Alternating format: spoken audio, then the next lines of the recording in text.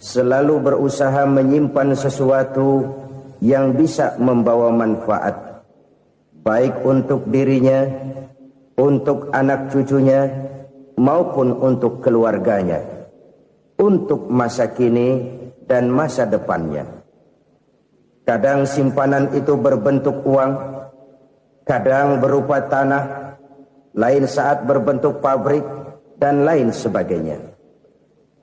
Sementara masa depan yang paling pasti adalah akhirat.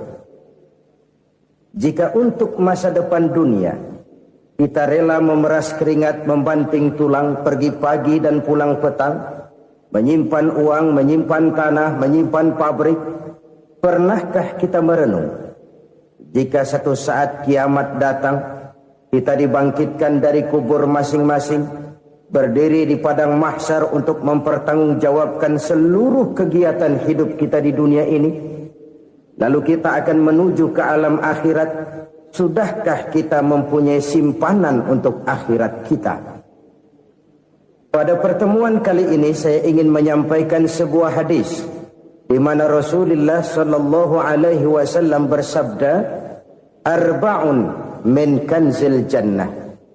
Simpanan sorga ada 4 macam. Yang pertama, ikhfa'us sadaqah, menyembunyikan sedekah. Saudara-saudara kaum muslimin, sebagaimana yang kita maklum bahwa Allah Subhanahu wa taala melebihkan sebagian rezeki dari kita terhadap yang lain. Ada yang kaya, ada yang setengah kaya, ada yang miskin, ada yang setengah miskin, dan selanjutnya. Ada yang gajinya kecil tapi penghasilannya gede. Ada yang penghasilannya gede tapi enggak punya gaji. Ada juga yang memang gajinya gede dan penghasilannya gede. Kelebihan rezeki merupakan sunnatullah dan tidak harus membuat kita merasa lebih dari yang lain. Bahkan sebaliknya, kelebihan itu harus membuat kita ringan tangan untuk menolong mereka yang memang memerlukan pertolongan. Kalau saudara diberikan ilmu, maka pertanyaan akhirat cuma satu: ilmumu kau amalkan untuk apa? Kalau saudara diberikan umur yang panjang, pengadilan akhirat juga bertanya satu: umurmu kau habiskan di mana? Tapi kalau saudara diberikan harta, pengadilan akhirat akan bertanya dua: hartamu kau dapat dari mana? Kau belanjakan kemana? Dari mananya ditanya dan kemananya juga ditanya. Oleh karena kita akan dimintakan pertanggungan jawab, maka amanah yang bernama harta ini harus kita gunakan dengan sebaik-baiknya. Ada penggunaan yang merupakan kewajiban, itu zakat namanya. Ada penggunaan yang sewaktu-waktu, itu infak namanya. Ada yang lebih sewaktu-waktu lagi, dan itu sedekah namanya. Zakat dia terikat oleh haul dan nisab, oleh putaran batas waktu dan ukuran dari harta itu sendiri. Sedangkan infak terikat oleh situasi dan kondisi perekonomian seseorang. Sedangkan sedekah tidak terikat dengan apapun. Dalam kondisi seperti apapun kita bisa melakukan sedekah dengan yang terkecil sekalipun. Sampai-sampai Rasulullah sallallahu alaihi wasallam mengajarkan, la tahkiranna minal ma'rufi syai'an walau an talqa akhaka biwajhin talik. Atau ada hadis, tabassumuka fi wajhi akhika laka shadaqah. Senyumanmu kepada temanmu adalah sedekah. Jadi untuk melakukan sedekah tidak harus dalam berbentuk uang. Dengan ilmu kita bisa sedekah, dengan tenaga kita bisa bersedekah, dengan pikiran kita bisa bersedekah, bahkan senyum kepada teman itu pun sedekah. Jadi kalau sedekah dengan uang memang belum punya uang, nyengir aja banyakin. Itu asal pada tempatnya, jangan lalu ketemu tiang listrik cengengesan. Tentu tidak pada tempatnya dan tidak wajar. Nah, sedekah yang paling dicintai Allah adalah sedekah yang disembunyikan. Artinya, jauh dari sifat riya. Kan kadang-kadang ada orang sedekah itu disebutkan namanya, apa tidak bagus? Kalau memang niatnya ikhlas, ya bagus-bagus saja. Untuk memberikan sugesti kepada yang lain. Si Fulan bin Fulan nyumbang sekian, diumumkan. Boleh kalau niatnya untuk memberikan rangsangan kepada yang lain supaya dia menyumbang lebih besar dari orang tadi. Tapi kalau itu mendatangkan riya, maka sedekah yang paling dicintai Allah adalah sedekah yang disembunyikan. Tangan kiri saja tidak tahu apa yang diberikan oleh tangan kanan. Sedekah yang dilakukan dengan ikhlas akan merupakan perbendaharaan surga, tersembunyi dari pandangan orang lain, tidak seorang pun tahu. Karena memang sikap yang baik adalah melupakan kebaikan dan mengingat kesalahan. Itu salah satu ciri orang bahagia. Orang yang selalu mengingat kesalahannya dan berusaha melupakan segala kebaikannya. Kalau dia akan ada kebaikan, dia tidak bisa ikut, dia merasa rugi karena dia merasa belum pernah berbuat baik. Tapi kalau akan melakukan kesalahan baru, dia ingat kesalahan yang sudah-sudah, sehingga terhalang baginya untuk melakukan satu kesalahan baru. Demikianlah saudara-saudara, bahwa Allah melebihkan rizki sebagian kita dari yang lain, agar terjadi tolong-menolong dalam kehidupan ini. Jadi kesenjangan yang nature, kesenjangan yang alami, itu sunnatullah. Ada yang kaya, ada yang miskin, ada yang kelas menengah. Nah, kenapa lalu sekarang kita berusaha mengentaskan kemiskinan? Oleh karena adanya kesenjangan struktural. Kalau yang kaya bisa semakin kaya, kenapa yang miskin tidak bisa naik jadi ikut sedikit kaya? Sebab pada dasarnya Islam adalah agama yang sejak turunnya sudah berupaya memerangi kemiskinan. Bahkan dikatakan kemiskinan itu mendekatkan kepada kekufuran. Orang kalau miskin udah dekat banget sama kafir. Gampang menjadi kafir. Berapa banyak saudara-saudara kita yang oleh karena soal perut, oleh karena soal materi, terpaksa meninggalkan dan menanggalkan akidahnya. Menjual petunjuk yang diberikan Allah dengan kesenangan dunia yang cuma sebentar ini. Na'udzubillah, summa na'udzubillah.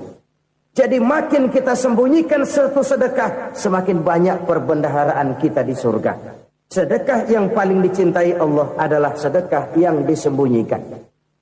Malahan ada seorang sufi, dia punya kebiasaan kalau pergi sholat Jumat dia bawa uang, itu uang dia taruh di bawah tikar masjid.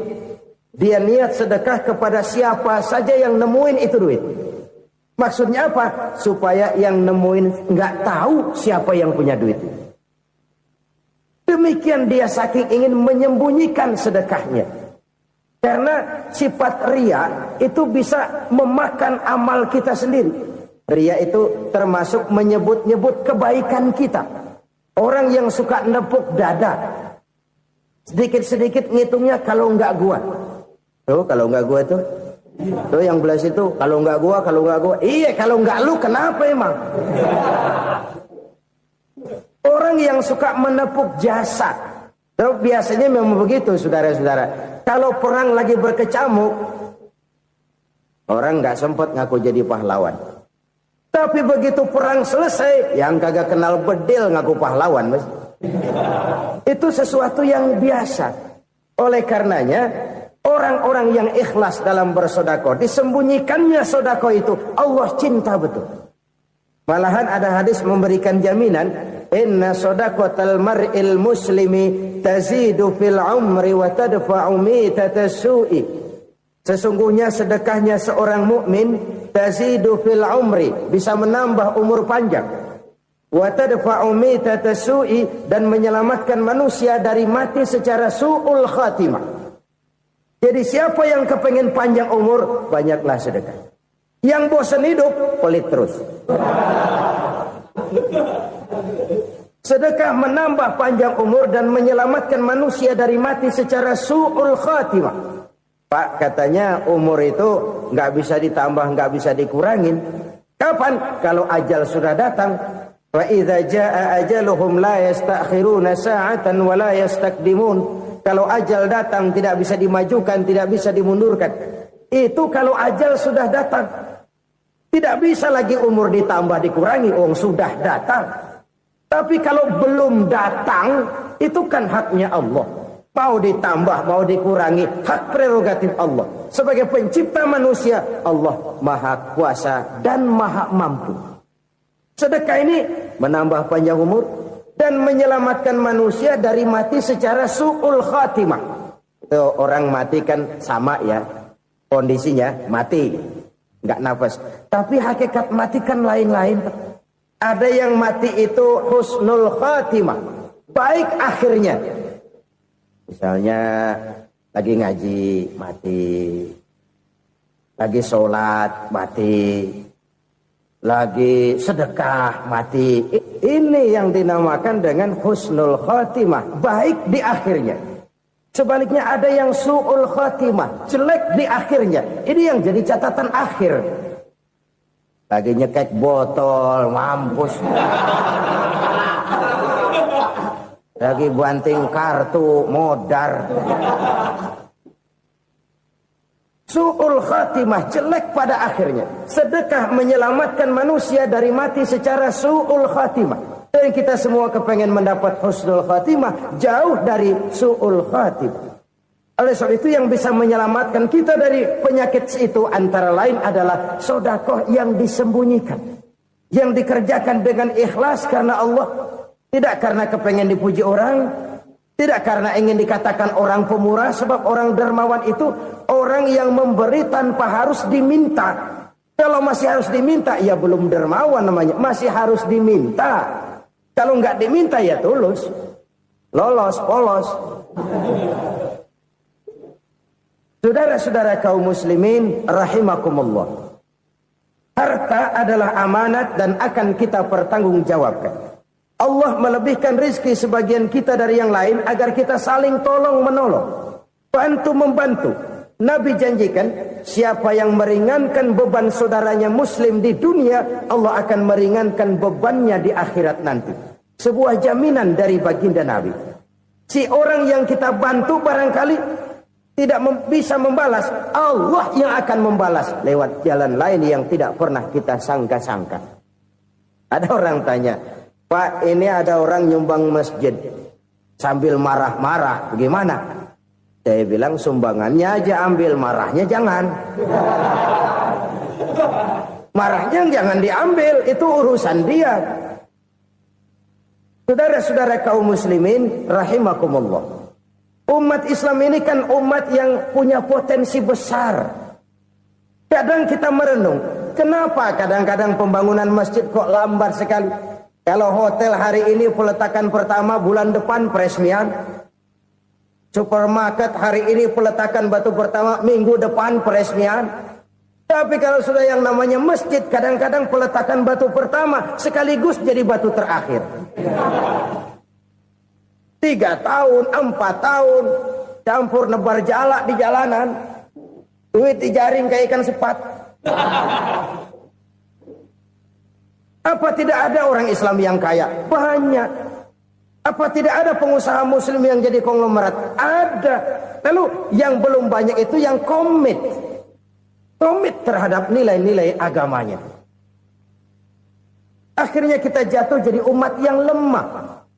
Belum ada pengusaha konglomerat muslim buka pabrik supermi cap bedug misalnya umpamanya atau pabrik kecap cap sorban supaya identitas keislamannya sedikit kelihatan. Kita jatuh jadi umat yang lemah karena potensi tidak terinventarisir dengan baik. Kita ini ibarat kompor yang cuma matengin nasi orang lain. Potensi kita dimanfaatkan oleh orang lain. Ukhuwah Islamiyah kita baru terbatas kepada silaturahmi. Ukhuwah di bidang ekonomi kita lemah, ukhuwah di bidang kebudayaan kita lemah, apalagi ukhuwah di bidang politik kita lebih rapuh lagi. Padahal ukhuwah itu adalah totalitas kehidupan manusia, menyangkut ipolek sosbud. Memerlukan nilai-nilai ukhuwah. Jadi oleh karena itu mari kita menyadari di dalam harta kita, walaupun kita yang cari, pergi pagi, pulang sore, peras keringat, banting tulang, di sana ada harta anak yatim. Di sana ada hak masjid. Di sana ada hak pesantren, di sana ada hak jihad. Berbahagialah seseorang apabila dia oleh Allah dijadikan keran. Keran itu menyimpan air, tapi tidak untuk dirinya, tapi disalurkannya kepada mereka yang memang memerlukannya. Saudara-saudara kaum muslimin rahimakumullah, ini yang pertama. Jadi perbendaharaan surga adalah menyembunyikan sedekah. Orang lain nggak tahu, kita pun nggak pernah ngitung-ngitung. Kita anggap lewat begitu saja, padahal itu deposit akhirat. Satu. Yang kedua, perbendaharaan surga itu apa? Wa kitmanul musibah, menyembunyikan kesulitan. Kadang orang takut menghadapi kesulitan, tapi makin kita merenung, hidup ini kan sebenarnya urusan. Takut sama urusan, ya jangan hidup. Tandanya orang hidup itu kalau punya urusan. Urusan merupakan problem. Problem sering menimbulkan kesulitan.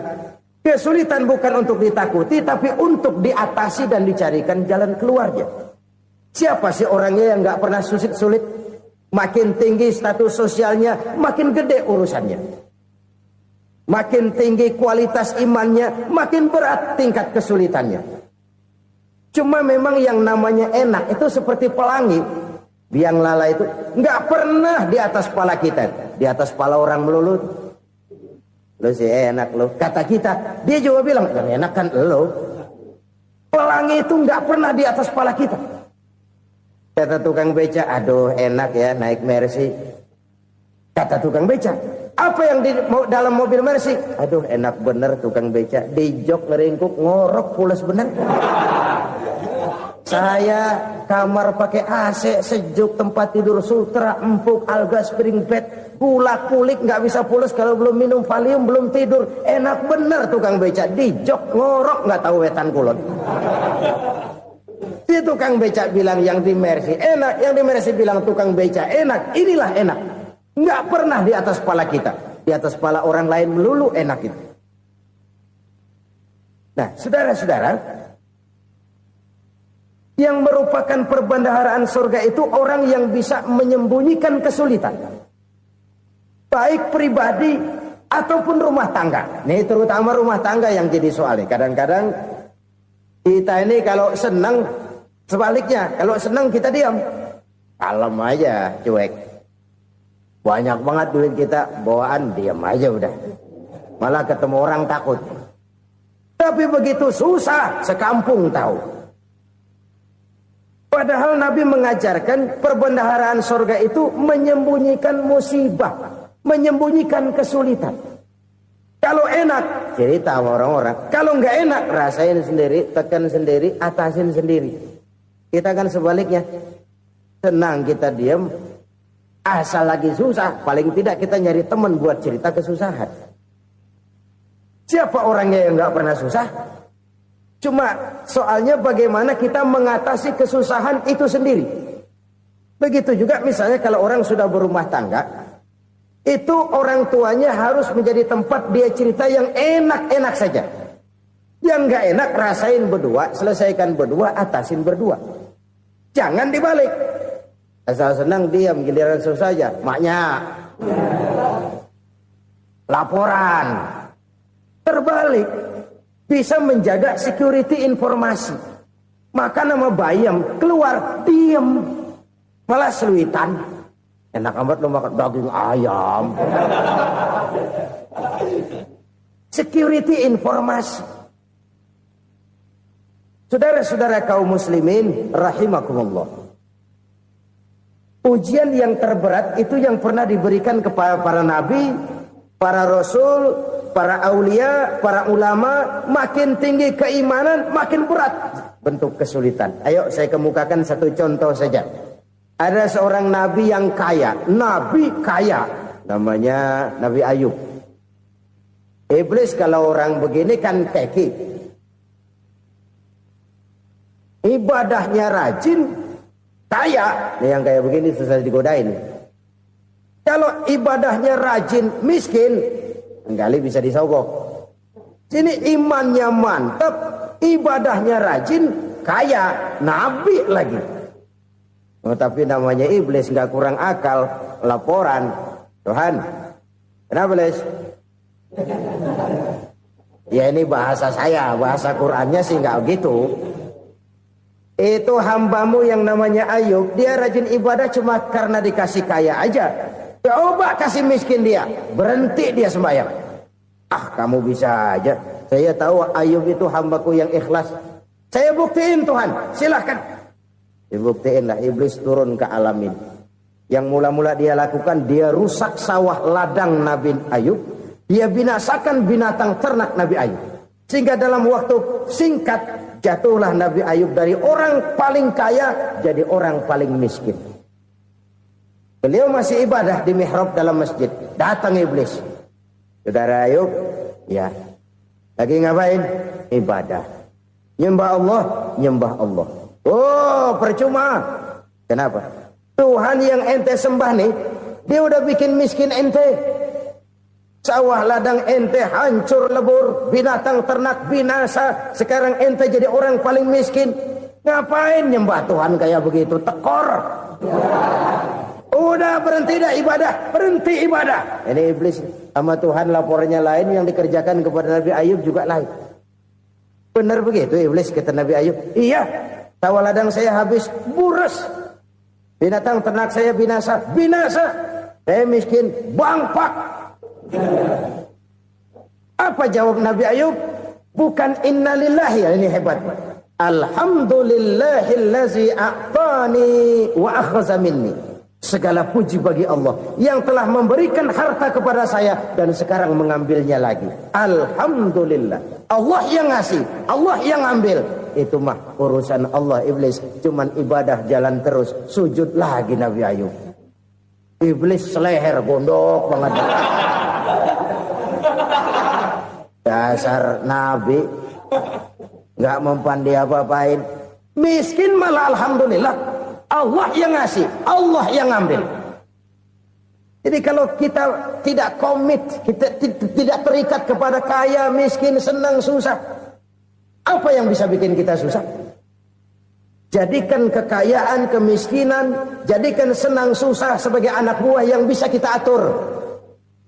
Jangan kekayaan ngatur kita, jangan kemiskinan ngatur kita. Kita yang harus mengatur mereka. Senang, susah, kaya, miskin, bahagia, sengsara, jadikan itu anak buah yang bisa kita atur. Kalau sekarang kita kaya, lain saat boleh jadi kita miskin, semiskin-miskinnya. Allah yang ngasih, Allah yang ambil. Tenaga mana yang bisa menghalangi? Ibadah jalan terus. Iblis makin gondok. Dasar Nabi loh. Akhirnya apa? Nabi Ayub dikerjain, diberikan penyakit. Demikian fatal penyakitnya. Bayangin, udah miskin sakit. Masya Allah. Miskin sakit. Sakitnya nggak lama, kira-kira 16 tahun. Istrinya 3, 2 mental minta ceraiin. Ngerawatin laki bengek begini. Senang belum tentu, susah udah pasti nih. Cerai aja, cerai dah. Cerai. Tinggal satu Siti Rahmah yang setia menemani beliau. Sesetia-setianya hati perempuan. Satu saat Siti Rahmah bilang, "Bang, iya, abang kan Nabi bang. Lalu, namanya Nabi kan doanya jarang meleset bang. Maksud kamu minta kenapa sih sama Tuhan biar abang sembuh baik dah bang?" Siti Rahmah, iya. Saya sakit berapa tahun sih dah? 16 tahun bang. Sebelum ini saya sehat berapa tahun? Ya kira-kira 60 tahun bang. Nah coba ente banding-bandingin Rahmah. Saya dikasih sehat 60 tahun. Dikasih sakit 16 tahun. Sudah nggak sabar. Mau doa kepada Allah minta sembuh. Saya malu. Malu kepada Allah. Diuji dengan yang luar biasa seperti ini. Tidak mengganggu stabilitas kehambaannya. Dia tetap menghamba kepada Allah subhanahu wa ta'ala. Saudara-saudara kaum muslimin rahimakumullah. Kunci menghadapi kesulitan itu apa? Allah jelaskan dalam satu ayat, wa basyiris sabirin alladzina iza asabathum musibah qalu inna lillahi wa inna ilaihi raji'un. Gembirakan orang-orang yang sabar Siapa mereka itu? Yang apabila mendapat musibah mereka kembali kepada keyakinan dasar. Segalanya dari Allah dan segalanya akan kembali kepada Allah. Ini konsepsi dasar dari sikap muslim dalam menghadapi berbagai kesulitan. Segalanya dari Allah, segalanya akan kembali kepada Allah. Kalau ini sudah kondisi dasarnya, maka kita akan lapang menghadapi kenyataan bagaimanapun pahitnya. Apakah itu namanya miskin, apakah itu namanya sakit, bahkan maut sekalipun. Maut sekalipun. Segalanya dari Allah, segalanya akan kembali kepada Allah. Ini sikap hidup, bukan sekedar ucapan. Kita kadang-kadang menjadikannya sebagai ucapan. Mulutnya sehingga berhenti, innalillahi wa inna ilaihi rajiun, tapi nangisnya terus gerung-gerungan. Bukan itu, ini kesadaran moral. Kalau segalanya dari Allah, segalanya kembali kepada Allah, kan sebenarnya cuma nunggu giliran. Hari ini saya nyembayangin dia, entah hari apa saya disembayangin orang. Hari ini saya antar dia ke kubur, entah hari apa orang nganterin saya ke kubur. Hari ini saya tahlilkan dia, entah nanti kapan orang tahlilkan saya. Segalanya dari Allah, segalanya akan kembali juga kepada Allah. Oleh sebab itu saudara-saudara, kesulitan bukan untuk ditakuti. Kesulitan justru untuk diatasi, dicarikan jalan keluarnya. Dan tidak ada orang yang tidak pernah mendapat kesulitan. Tidak ada. Semakin tinggi status sosial, semakin tinggi kualitas keimanan, semakin besar juga tingkat kesulitan. Hanya saja bagaimana cara kita mengatasinya. Dan Al-Quran menyatakan, inna ma'al usri yusra. Di balik kesulitan itu pasti ada kemudahan. Roda itu berputar. Karena itu Rasulullah sallallahu alaihi wasallam mengingatkan kepada kita, ta'arraf ilallahi firraha ya'rifka fisyiddah. Ingatlah kepada Allah di waktu kamu senang, supaya Allah ingat kepada kamu di waktu kamu susah. Kalau waktu senang kita ingat kepada Allah, kita susah, Allah tidak akan meninggalkan kita. Tapi kalau waktu senang kita jauh dari Allah, sujud tidak sempat, dengan masjid jauh, ketika senang kita lupakan Allah. Nanti begitu kita susah, Allah lupakan kita. Dan itu menyakitkan. Oleh karena itu orang-orang tua kita dulu bilang, kalau lagi sehat ingat-ingat, lu bakal sakit nanti. Kalau lagi kaya ingat-ingat, satu saat kita bakal jatuh miskin. Bahkan kalau lagi muda ingat-ingat kita bakal tua. Dan yang terpenting, kalau lagi hidup ingat-ingat kita bakal mati. Saudara-saudara kaum muslimin rahimakumullah. Jadi yang kedua yang merupakan perbendaharaan surga, menyembunyikan musibah. Saudara-saudara kaum muslimin rahimakumullah. Hal ketiga yang merupakan perbendaharaan surga adalah wasilatur rahmi. Orang yang suka bersilaturahmi. Sebagaimana yang kita maklum bahwa manusia adalah makhluk yang disebut zon politika. Makhluk sosial yang tidak mungkin hidup sendiri-sendiri. Betapa dan siapapun kita memerlukan orang lain. Bodoh betul manusia kalau tinggal di tengah masyarakat tapi tidak mau bermasyarakat. Merasa hebat sendiri, pintar sendiri, gagah sendiri, kaya sendiri. Mungkin kalau mati juga ngubur sendiri. Jangankan kita di sini, di sorga saja Nabi Adam waktu sendirian bengong melulu, ngondar mandir. Allah tegur dam sepi dam. Ya ini kalau bahasa saya. Iya Tuhan sepi ini nggak ada coret-corekan pisan ini. Diciptakan Siti Hawa baru anteng Nabi Adam.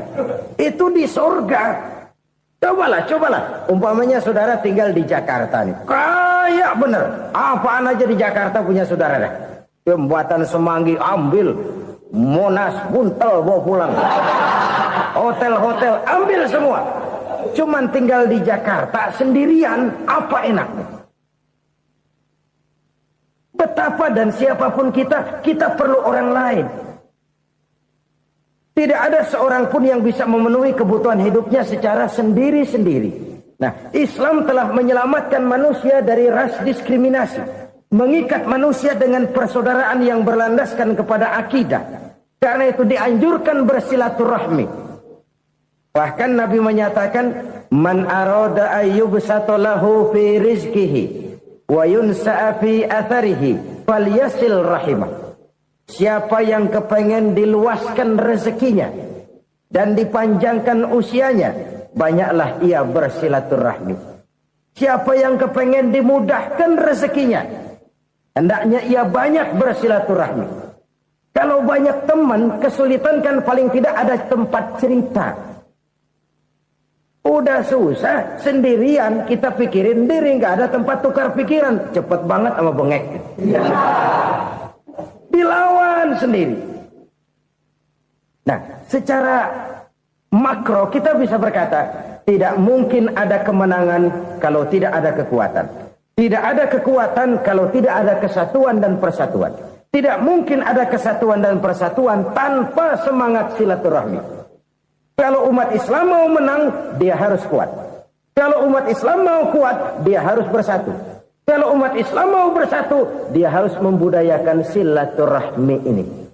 Bahkan sampai-sampai kata Nabi, kalau bisa cari nilai tambah. Apa? Silman qata'ak. Bersilaturahmilah kau kepada orang yang marah denganmu. Masya Allah, indahnya ajaran agama kita.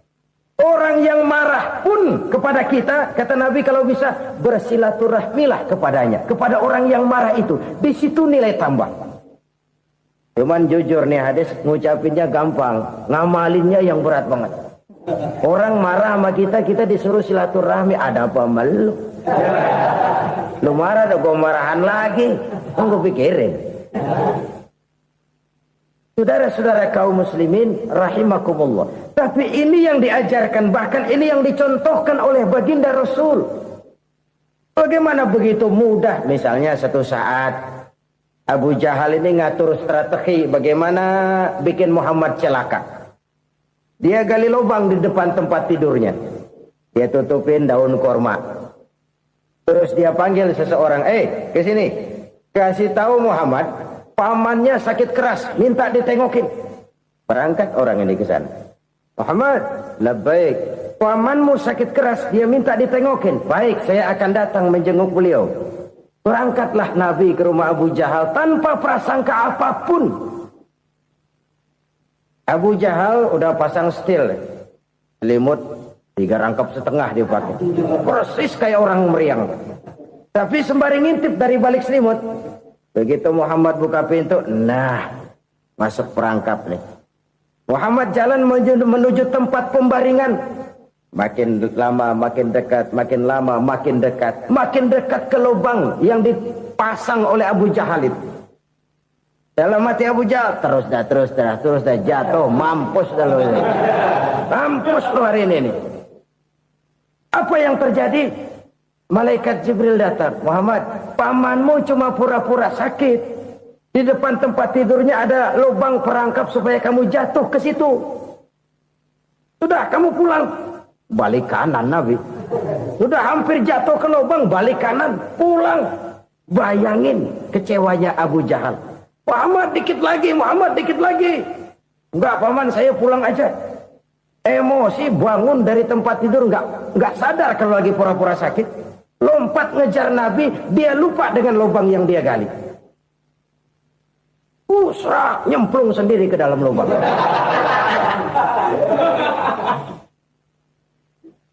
Nabi terus berlalu. Ini terjadi keanehan. Jatuh ke lubang yang dia gali itu sebenarnya nggak terlalu dalam ya, antara 3-4 meteran lah. Tolong saya jatuh ke lubang ini. Datanglah pelayan-pelayannya itu. Angkat saya dari sini. Oh, yang ngulurin tambang. Satu gulung, belum juga nyampe itu tambah. Kurang, beli lagi ke warung. Sambung, ulur lagi, nggak juga bisa sampai. Wah, ini kerjaan Muhammad ini. Tolong, siapa salah seorang kamu ke rumah Muhammad, kasih tahu encangnya kecebur. Minta ditolongin. Sampaikan kepada Rasul. Kenapa? Pamanmu jatuh ke lubang, Muhammad minta tolong diangkatin. Tambang udah nyambung-nyambung nggak nyampe juga. Ya, nanti saya datang, saya tolong. Coba. Nyata-nyata orang berniat jahat mau mencelakakan dia. Datang dia menolong. Ini yang disebut air tuba dibalas air susu ya ini. Bukan sebaliknya. Air tuba dibalas air susu. Paman, kecebur ya? Iya Muhammad, tolong ini. Pegang tangan saya. Nabi ulurkan tangannya. Nyampe. Dipegang oleh Abu Jahal. Diangkat ke atas. Sampai atas. Apa kata Abu Jahal? Sihirmu memang hebat Muhammad. Udah ditolongin dikata sihir. Yang enak kita kemplang kan itu orang begitu. Urusan apa? Tapi inilah akhlak. Kalau bisa kamu bersilaturahmilah dengan orang yang marah kepadamu sekalipun. Orang marah kita tetap baik. So, kalau kita berbuat baik sama orang yang memang baik, rasanya sih biasa-biasa aja. Orang baik kita baik lagi, ya draw aja, belum ada nilai tambah di situ. Baru ada nilai tambah kalau kita bisa berbuat baik kepada orang yang nyakitin kita. Itu namanya kita setingkat di atas dia. Dia sakitin kita, kita berbuat baik sama dia. Dia pelit sama kita, kita baik sama dia. Dia marahin kita, kita deketin dia.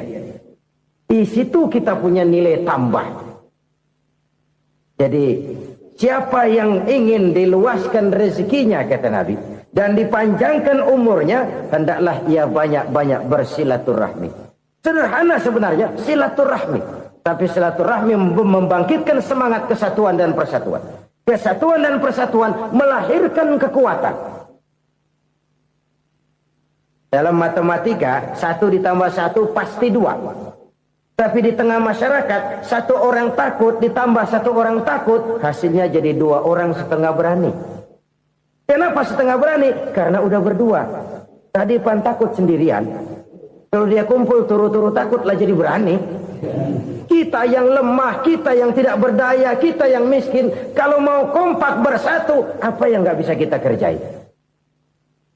Apalagi tinggal di kota besar, pilihan cuma 2, bertahan atau minggir. Bertahan atau minggir. Untuk bisa bertahan harus mampu bersaing. Untuk mampu bersaing harus punya keahlian. Keahlian harus ditunjang dengan pendidikan. Ditambah oleh kekompakan sebagai umat. Udah miskin mencar mulu, orang injek gitu. Orang nggak pandang urusan apa malu. Oleh karena itu silaturahmi pada hakikatnya merupakan ruh dari ukhuwah yang diajarkan oleh agama kita.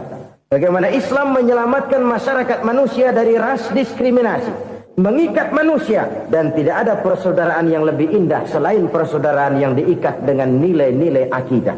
Sepanjang orang di jalan Allah, itulah saudara kita. Keluar dia dari jalan Allah, selesailah persaudaraan sampai di situ. Karena itu, kalau ingin menyimpan sesuatu di surga, banyaklah bersilaturahmi. Datang ke rumah ini, datang ke rumah itu, dan lain sebagainya. Itu simpanan kita di akhirat nanti. Ini yang ketiga. Saudara-saudara, yang keempat, perbendaharaan surga itu apa? Wa qawlu la hawla wa la quwwata illa billah.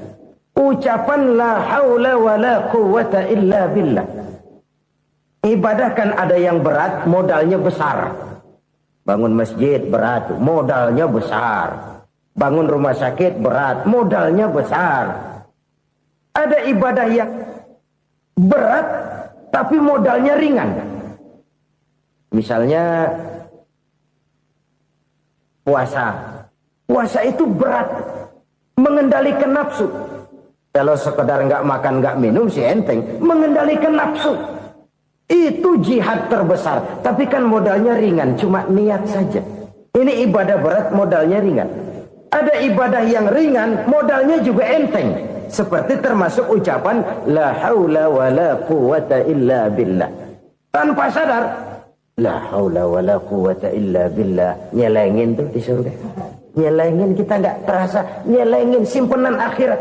La haula wa la quwwata illa billah, nyimpan lagi. Kaget, la haula wa la quwwata illa billah, nyimpan lagi. Banyak simpanan.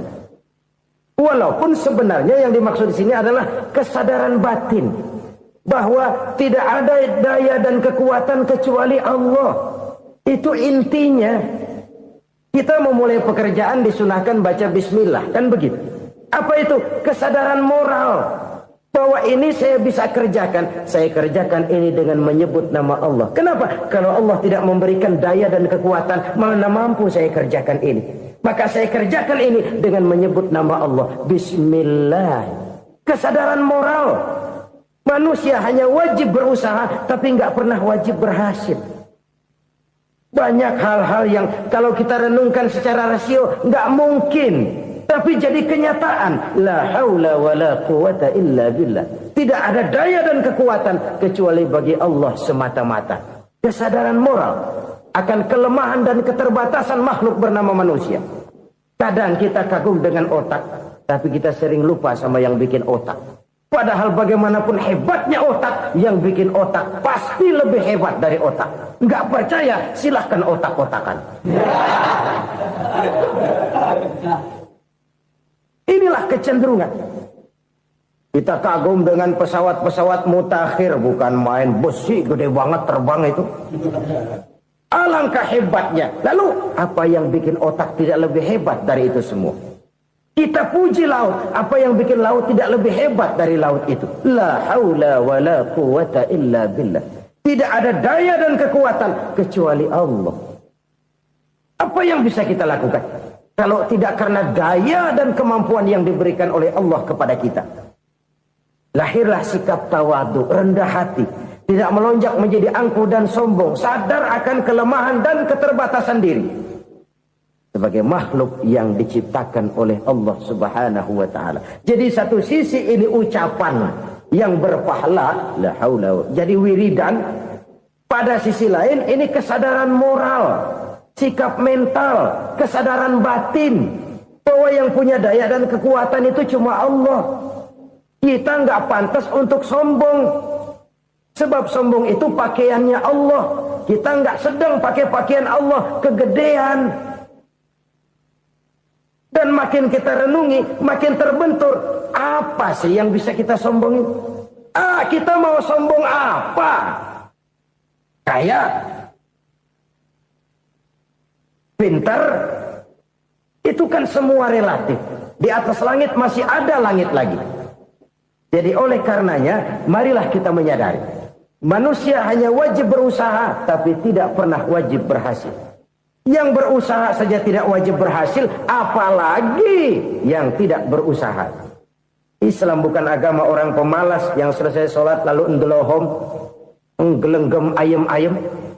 Tapi Islam bukan agama orang sombong yang setelah berusaha lalu tidak memerlukan Allah. Kita bisa saja bikin proyeksi, tahun sekian kita bakal panen besar menurut perhitungan otak. Tapi ada kejadian lain. Apa? Tikus ngambek. Habis itu dimakanin tikus, panen gagal. Proyeksi rasional gagal oleh tikus-tikus yang ngambek itu. Bisa saja terjadi. Tahun depan kita panen besar. Urung. Kenapa? Musim panas panjang. Dan sekarang ini koran-koran bikin berita musim mengalami penyelewengan. Bukan cuma manusia yang nyeleweng sekarang. Musim pakai nyeleweng. Mestinya kan musim hujan udah selesai. Masih hujan-hujan juga. Musim. Nah sekarang kita boleh bikin proyeksi, kita bakal panen besar. Tahu-tahu musim panas panjang, sawah retak, air kering. Cari teknokrat yang paling botak, suruh pendekin tuh musim panas. La haula wa la quwata illa billah. Inilah kesadaran moral. Saudara, saya teringat satu saat ada seorang konglomerat. Umurnya ya kira-kira 70-an. Suatu saat dia ditanya oleh wartawan, Pak, umur Bapak berapa sih? Ya paling 10 tahun. 10 tahun? 10 tahun? Anak Bapak berapa orang? Satu saja? Satu. Harta Bapak berapa? Ya paling-paling bangsa 7 juta kali. 7 juta? Iya. Pak, kenapa Bapak bohongi saya? Bapak punya buku biografi. Koran-koran, majalah-majalah banyak memuat cerita riwayat hidup Bapak. Saya tahu umur Bapak 70. Kenapa bilang cuma 7 tahun? Saya tahu anak Bapak 8. Kenapa cuma bilang 1? Saya tahu harta bapak miliaran, mungkin triliunan, pabrik di mana-mana, bank di mana-mana. Kenapa bilang uang bapak cuma 7 juta? Nah, kata si konglomerat tadi, kamu benar nak, kamu benar. Umur saya kalau jumlahnya memang 70 nak. Cuman ingat-ingat saya, baru 7 tahun terakhir ini saya sujud. Baru 7 tahun terakhir ini saya berusaha dekat dengan Allah. Saya laksanakan perintahnya, saya jauhi larangannya. 7 tahun inilah rasanya yang ada nilainya di hadapan Allah. Yang 63 tahun matong, kelabu, kelem umur gue. Habis untuk maksiat, untuk munkarat. Maka ketika ditanya tadi, umur saya 7 tahun itu. Oh begitu Pak. Oh iya. Lalu anak Pak. Anak bapak kan 8. Kenapa bilang cuma 1? Nah, kalau jumlah hitungannya memang anak saya 8. Tapi dari 8 orang ini rasanya cuma 1 nih. Yang bakal jadi buah hati, belahan jantung. Pelanjut cerita, penerus sejarah. Bakal jadi anak soleh yang akan mendoakan saya. Cuma 1 rasanya anak saya ini yang bakal jadi buah hati saya. Besar-besaran saya. Yang akan mendoakan di kubur saya. Yang akan mendoakan di akhirat saya. Yang 7 orang mana, Masya Allah, yang atu tenggeng, yang atu nyekek botol mulu, yang atu nggak karu-karuan. Makanya saya bilang 1 anak saya yang akan bisa mendoakan saya. Oh begitu Pak. Iya. Nah harta Pak, harta bapak kan triliunan, pabrik bapak di mana-mana, uang bapak hampir di tiap bank-bank besar. Kenapa bilang cuma 7 juta? Betul kau nak. Harta saya kalau jumlahnya memang miliaran, triliunan mungkin. Tapi yang saya ingat baru 7 juta tuh yang saya belanjakan di jalan Allah. Saya nyumbang masjid, saya santuni yatim piatu, saya bantu pembangunan pesantren, saya bantu pembangunan rumah sakit Islam. Itu yang akan saya bawa pulang ke akhirat, yang 7 juta itu. Yang triliunan itu nanti akan diperebutkan oleh anak-anak saya sebagai waris saya. Jadi harta saya 7 juta itu yang bakal nemenin saya di akhirat. Yang akan saya bawa pulang jadi teman saya. Saudara-saudara kaum muslimin, jangan-jangan orang tua itu adalah kita-kita ini. Jangan-jangan kita-kita ini adalah orang tua itu. Jangan-jangan itu potret dari diri kita masing-masing. Dari sekian umur yang diberikan Allah, berapa tahun yang ada nilainya di hadapan Allah? Dari sekian anak-anak yang merupakan amanah, berapa yang akan mendoakan kita sebagai orang tuanya menjadi anak soleh? Dari sekian banyak harta yang diberikan Allah, berapa yang akan kita bawa pulang menghadapnya nanti, yang kita belanjakan di jalan Allah? Ini sebuah potret kehidupan. Karena itu kita kembali kepada la haula wa la quwwata illa billah. Kita wajib berusaha, kita wajib berikhtiar. Selebihnya, segala daya dan kekuatan hanya milik Allah saja semata-mata. Satu kesadaran batin dari setiap pribadi muslim. Setelah ia berusaha dan berikhtiar, ia menyerahkannya kepada Allah Subhanahu wa ta'ala. Jadi, satu sisi ini merupakan wiridan ucapan yang mengandung pahala. Pada sisi lain, ini merupakan sikap batin dari seorang muslim di dalam ia menghadapi realitas kehidupan ini. Saudara-saudara kaum muslimin, rahimakumullah. Kalau ini kita jadikan satu basis kehidupan, maka ini akan menyelamatkan manusia dari kemungkinan tergelincir menjadi orang yang lupa diri dan lupa darat. Sebab itu Imamul Ghazali berpesan, jadidis safinah fa innal bahra amiq wa khuziz zad fa inna safara ba'id wa khaffifil hamla fa innal hamla sadid. Perbarui selalu kapalmu karena lautan sangat dalam. Bawa bekal yang banyak karena perjalanan ini sangat jauh. Ringankan beban karena kebanyakan beban akan menyakitkan. Alangkah indah kalimat ini, alangkah dalam makna yang terkandung di sana.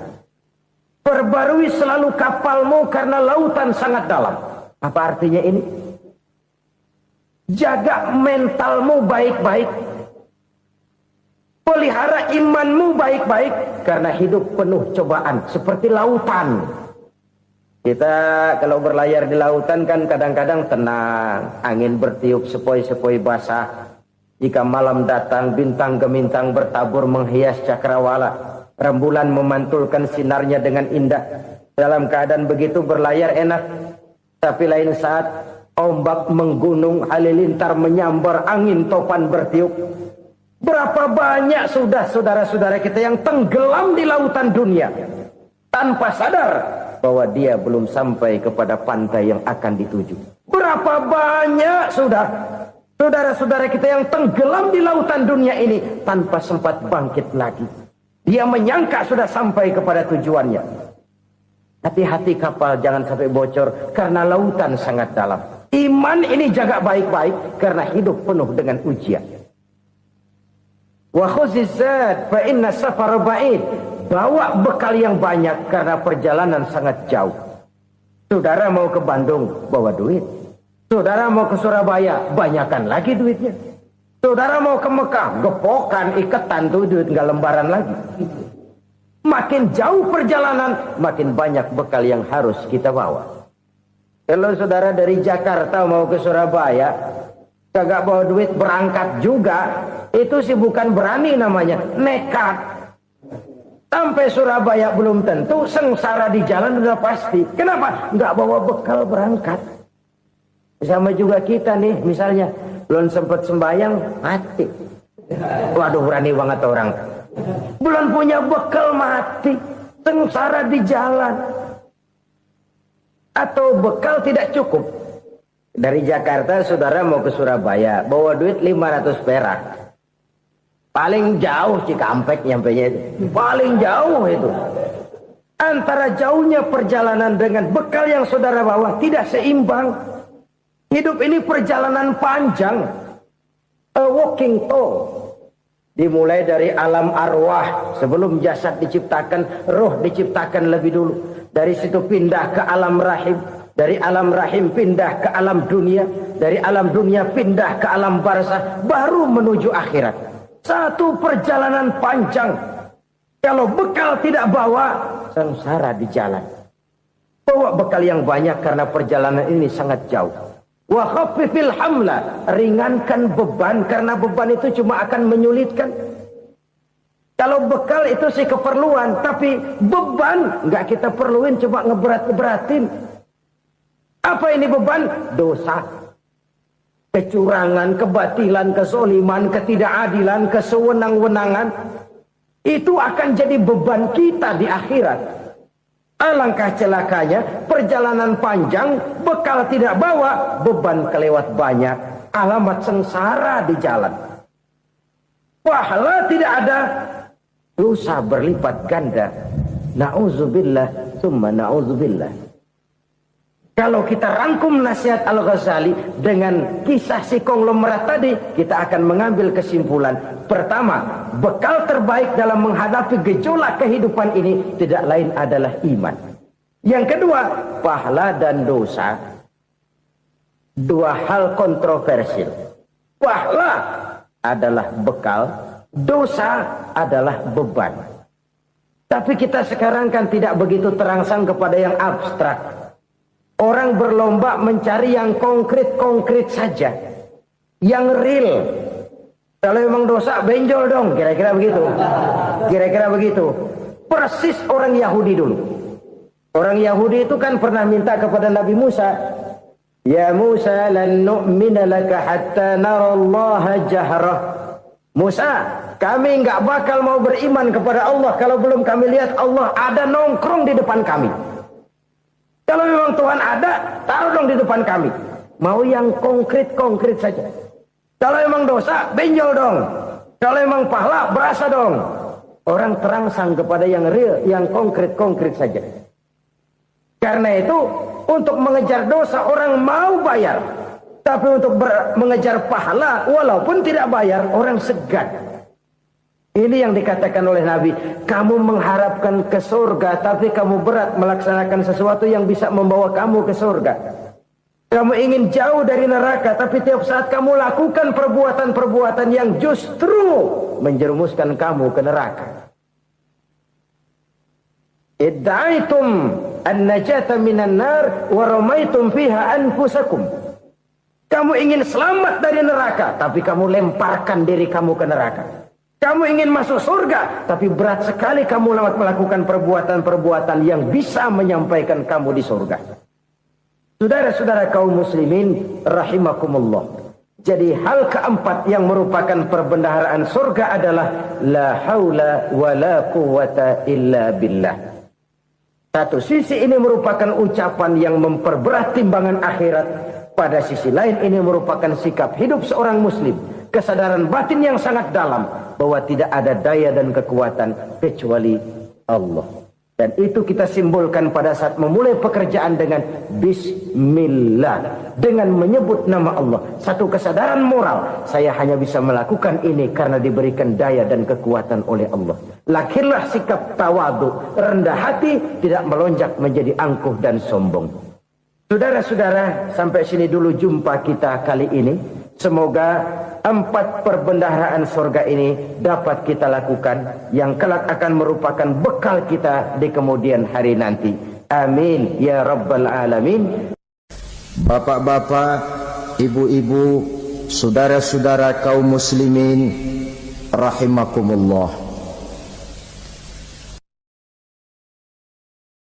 Di dalam kehidupan kita sebagai seorang muslim, minimal 5 kali dalam sehari semalam kita mendengar seruan untuk mendirikan solat yang disebut azan.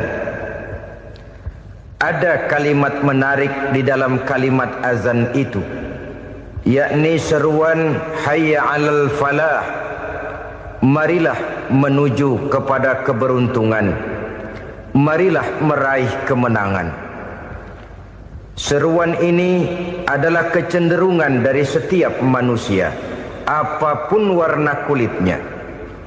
Artinya, setiap orang dalam hidup selalu ingin meraih dan mencari kemenangan. Kemenangan akan melahirkan kepuasan batin, dan kepuasan batin memberikan kebahagiaan. Sedangkan kekalahan melahirkan penderitaan batin, dan penderitaan batin menjerumuskan seseorang di dalam berbagai bentuk kerugian.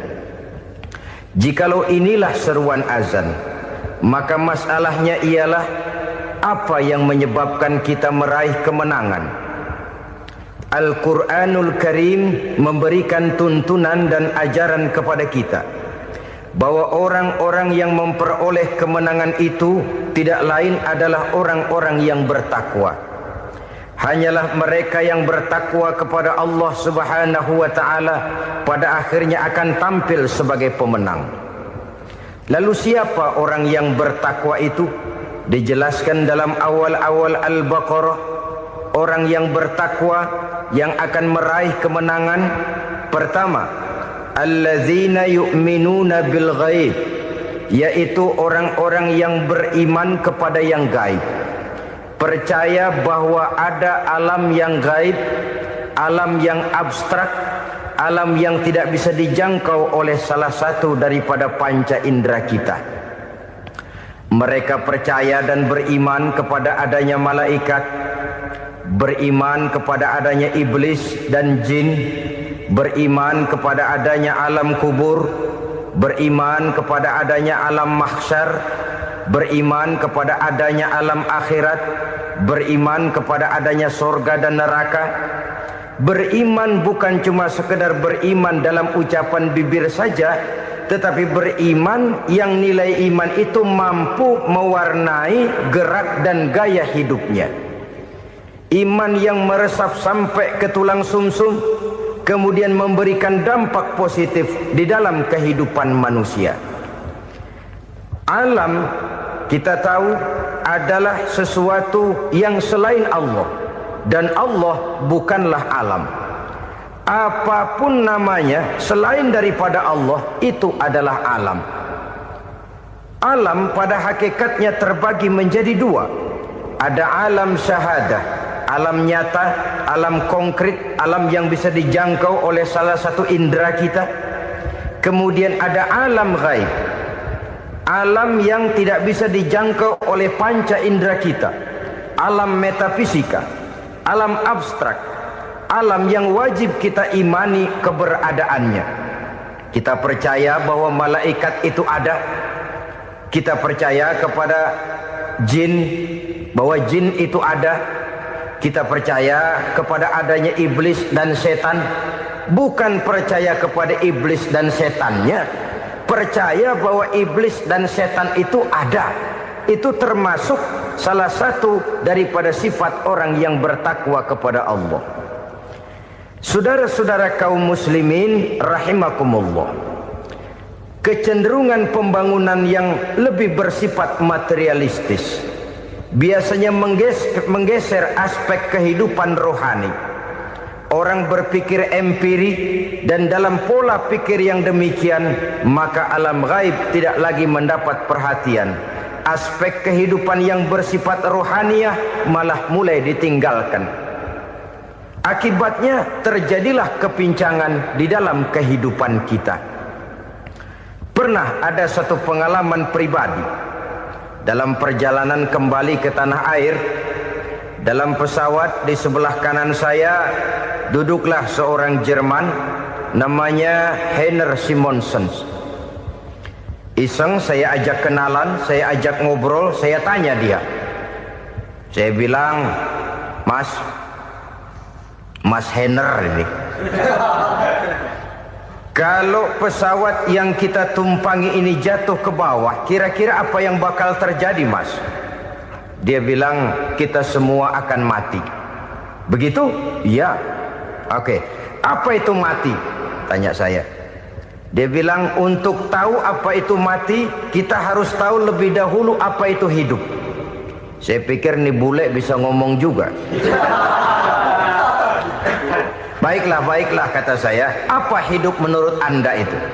Oh, hidup itu dia bilang, kalau seluruh anggota badan kita bekerja secara normal, paru-paru memompa darah secara normal, jantung berdetak secara normal, sel-sel tubuh bekerja secara fit, dan organisme tubuh hanya mau bekerja secara normal, dia bilang, kalau kita memberi makan yang cukup, menu yang teratur, dan gizi yang lengkap. Saya bilang, kesimpulannya apa, Ner?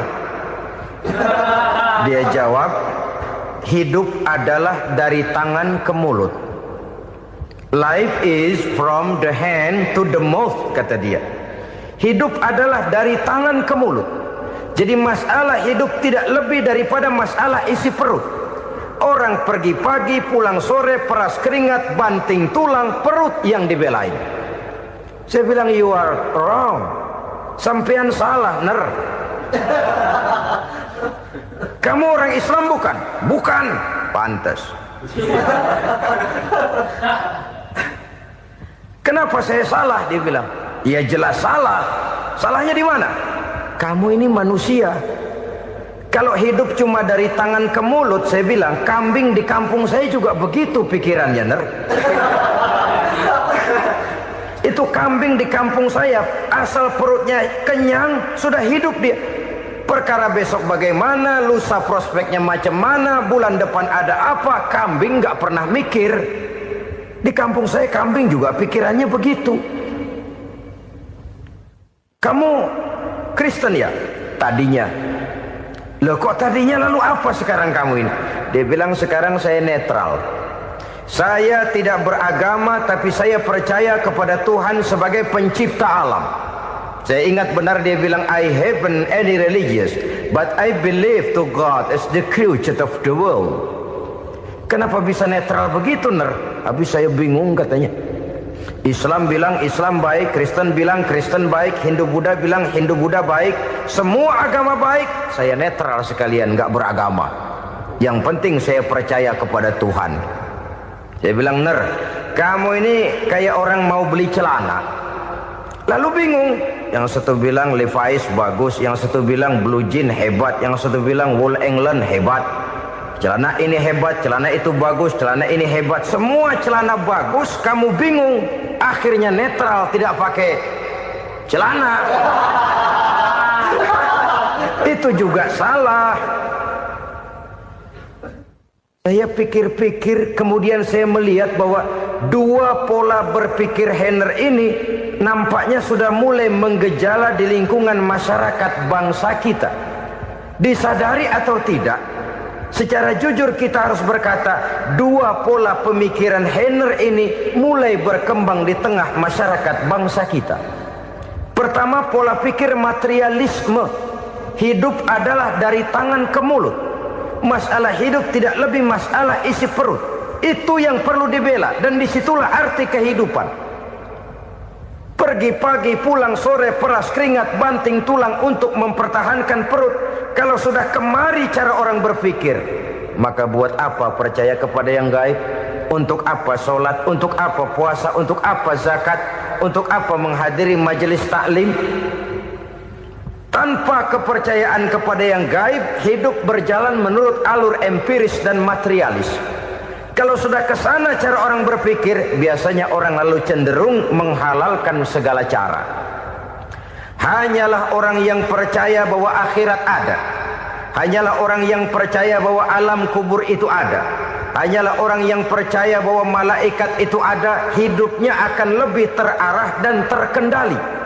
Karena kepercayaan kepada yang gaib, yang merupakan fase daripada kehidupan setelah hidup yang sekarang ini, mewarnai gerak pribadi seseorang di dalam dia melakukan kegiatan hidupnya.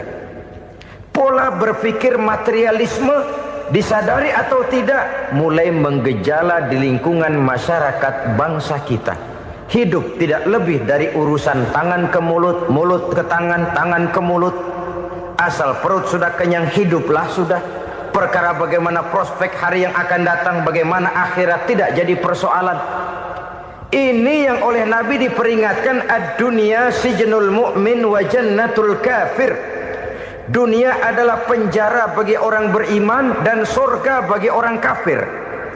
Dulu di zaman Belanda hadis ini pernah disalah tafsirkan, disalah artikan, digunakan sebagai senjata untuk mengkebiri dan membuat impoten umat Islam. Sudahlah umat Islam gak usah macam-macam, kata Belanda. Dunia ini kan penjara buat orang Islam, surga buat orang kafir. Di penjara jangan bertingkah.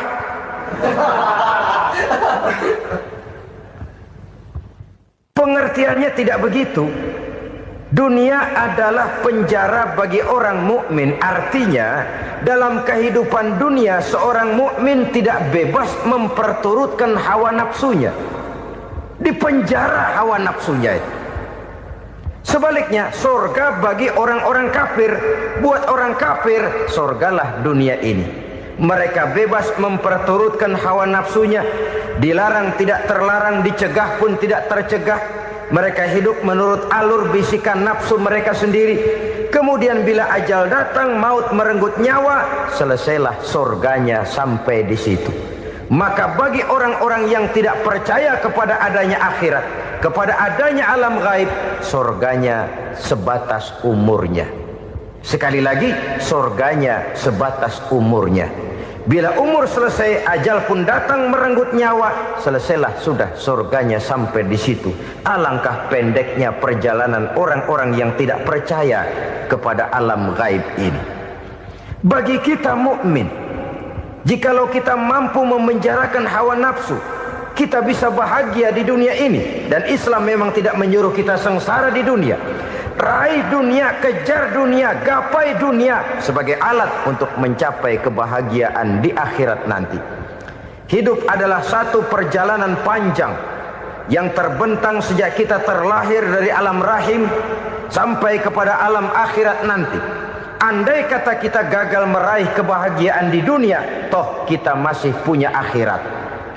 Tapi jangan jadi dalil yang melemahkan semangat. Biarin dah kita di dunia kebelangsak, yang penting akhirat. Akhirnya dunia benar-benar kebelangsak. Bagaimana dunia ini bisa kita raih, dan bagaimana meraih dunia untuk menunjang kepentingan akhirat nanti. Yang kedua dari pikiran Heiner yang saya lihat menggejala di lingkungan masyarakat bangsa kita, timbulnya manusia-manusia netral. Seolah-olah Tuhan yes, agama no. Sama Tuhan percaya, agama ogah. Tuhan ngangguk, giliran agama godeng. Padahal hampir dalam setiap ayat dalam Quran, kata-kata amanu biasanya bergandeng dengan wa amilus shalihat. iman dan amal soleh. Ini sebagai isyarat Tuhan dan agama jangan pernah dipisah-pisah. Apabila kita bertuhan, maka kita harus beragama. Apabila kita beragama, maka agama itu harus bersumberkan dari Tuhan yang kita imani itu. Tidak mungkin kita pisah, Tuhan yes, agama no. Sama Tuhan percaya tapi agama bikin sendiri. Sembayangnya cukup bengong 2 jam madep ngulon.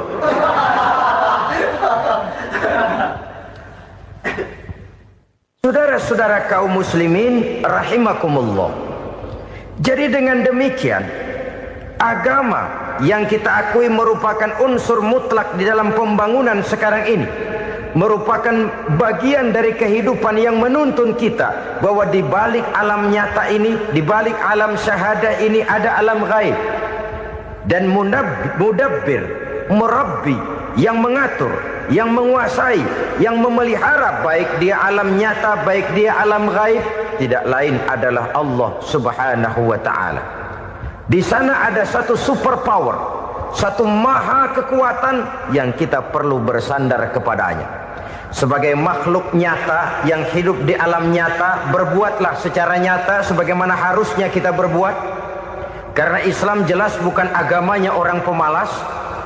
Islam jelas bukan agamanya orang yang mengajarkan setelah selesai sholat boleh duduk, nggelenggem ayam-ayam, ndelohom, menghitung bintang di langit sambil menunggu keajaiban. Tidak.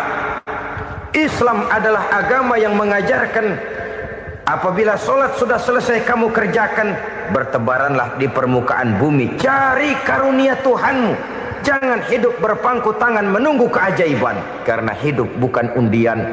Jangan berharap untung besar tanpa mau peras keringat.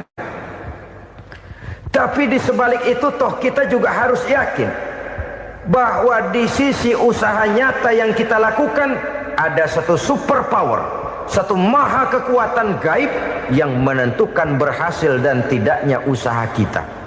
Kepercayaan kepada hal semacam inilah yang mendorong kita untuk mempunyai sandaran vertikal, agar jikalau usaha ini berhasil, kita tidak lupa diri dan lupa daratan. Jikalau usaha ini gagal, kita tidak putus asa dan buruk sangka, tidak cupik pandangan dan sempit hati, tapi mampu melihat persoalan dengan kacamata putih sambil husnuzon kepada Allah Subhanahu wa ta'ala.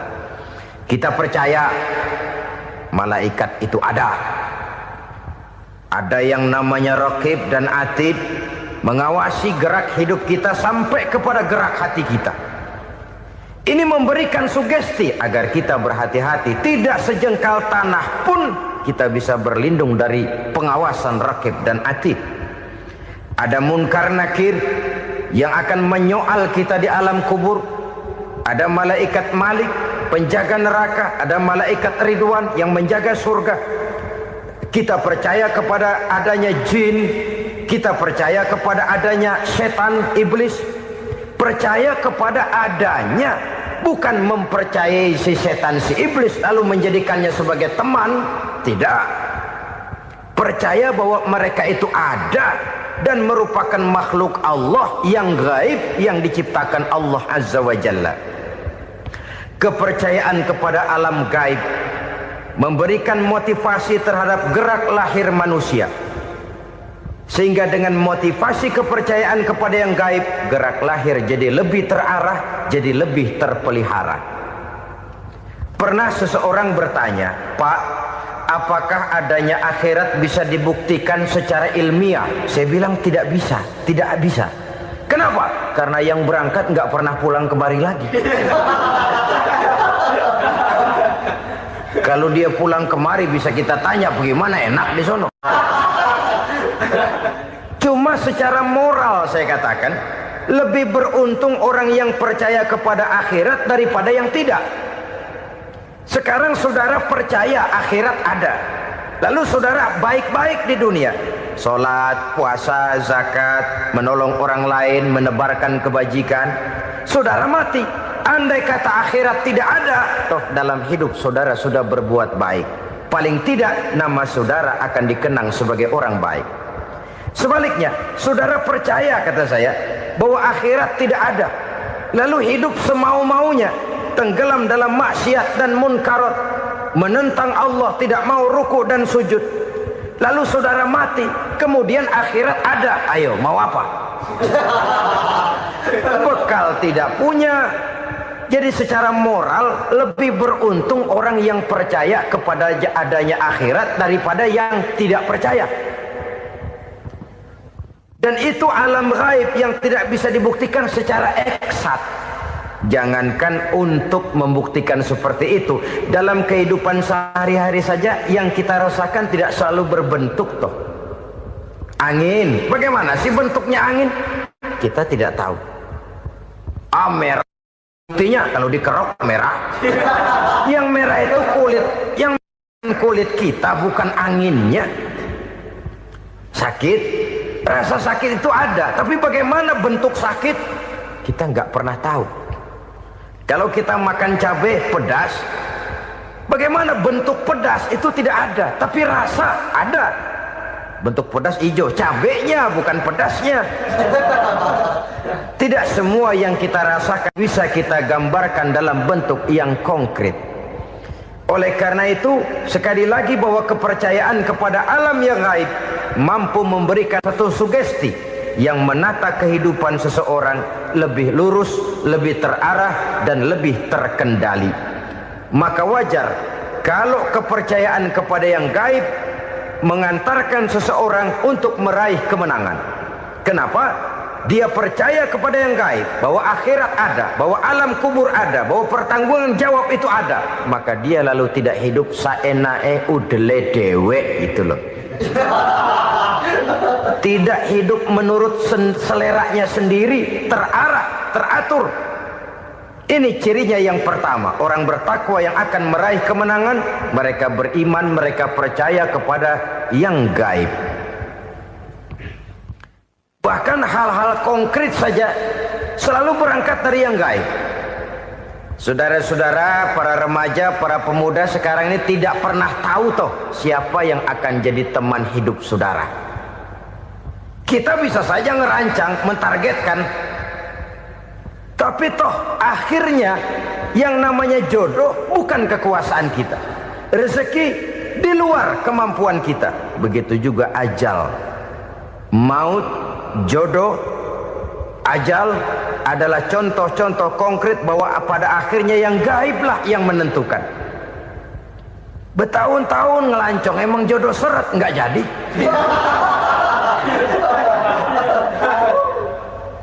Begitu kenal baru setengah malam nginep ditangkap hansip. Hal-hal semacam itu kadang-kadang kita berpikir suuzon, gilet, perempuannya cakep banget, lakinya rebek amat. Memang begitulah jodohnya. Memang begitulah jodohnya. Saudara hadirin ma'asyiral muslimin yang saya hormati, jadi hal-hal yang konkret saja kita yakini sepenuhnya ditentukan oleh satu superpower yang gaib itu tadi. Dari sanalah segala ketentuan itu berangkat dan kesanalah segalanya akan kembali. Maka kepercayaan kepada yang gaib meluruskan gerak hidup seseorang dan itu akan mengantarkan dia kepada meraih kemenangan. Satu. Yang kedua, wa yuqimuna shalah. Orang bertakwa yang akan meraih kemenangan itu adalah orang-orang yang mendirikan sholat. Kenapa sholat mengantarkan orang untuk meraih kemenangan? Yang jelas, inna sholata tanha anil fahsya'i wal munkar. Sholat mampu mencegah manusia dari perbuatan keji dan munkar.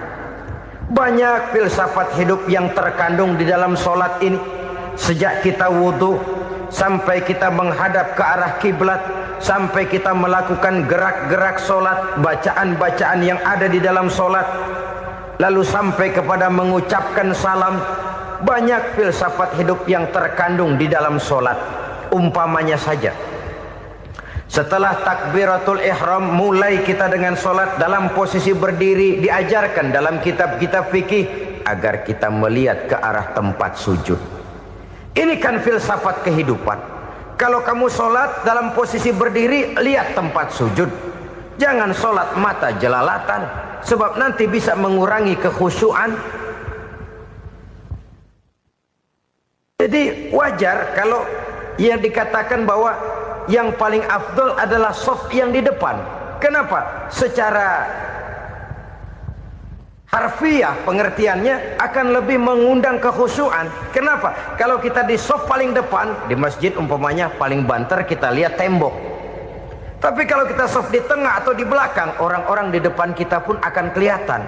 Yang bajunya loreng, yang bajunya genggang, yang bajunya macam-macam. Kita lihat, kadang-kadang kita pikirin, ada yang bajunya bolong. Kita sholat tapi dalam hati, nih orang bajunya robek yang nggak tahu apa. Ada saja hal-hal yang mengusik kekhusyuan kita. Oleh sebab itu diajarkan dalam posisi berdiri, lihat, arahkan pandangan matamu kepada tempat sujud. Ini kan filsafat kehidupan. Maksudnya apa? Kalau lagi diri lihat dong tempat sujud. Kalau udah di atas ingat dong sama yang bawah. Kalau sudah tinggi ingat dong dari mana kamu berangkat. Kalau sudah berkuasa bantu dong yang lemah. Kalau sudah kaya santuni dong yang miskin. Kalau sudah alim bimbing dong yang awam. Ini filsafat kehidupan. Dalam posisi berdiri kau lihat tempat sujud. Ini akan melahirkan kepekaan sosial di mana seseorang mau tahu kepada orang lainnya. Bagaimanapun kaya kita, tinggi pangkat dan jabatan kita, jikalau hidup hanya untuk kepentingan perut sendiri saja, rasanya belum membawa manfaat di dalam kehidupan kita. Tapi efek yang tertinggi sesungguhnya, sholat mencegah manusia dari perbuatan keji dan munkar. Perbuatan keji dan munkar walaupun kelihatannya mendatangkan uang, membawa keuntungan, tapi itu keuntungan semu, keuntungan sementara. Dengan menipu orang lain kita bisa dapat untung, tapi tidak membawa berkah. Dan itu adalah kerugian besar dalam kehidupan kita. Maka untuk meraih kemenangan harus dimulai dengan membentuk kepribadian yang tegar, memiliki sandaran vertikal yang langsung kepada Allah Subhanahu wa ta'ala. Dan itu hanya bisa kita tempuh melalui jalur ibadah formal yang sudah ditentukan Allah, yakni sholat yang 5 waktu.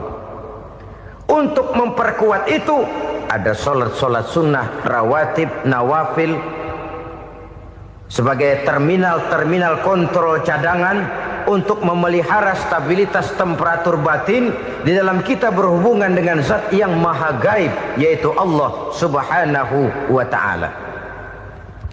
Orang sering bertanya, Pak, itu tetangga saya nggak sholat, duitnya nggak habis-habis, Pak.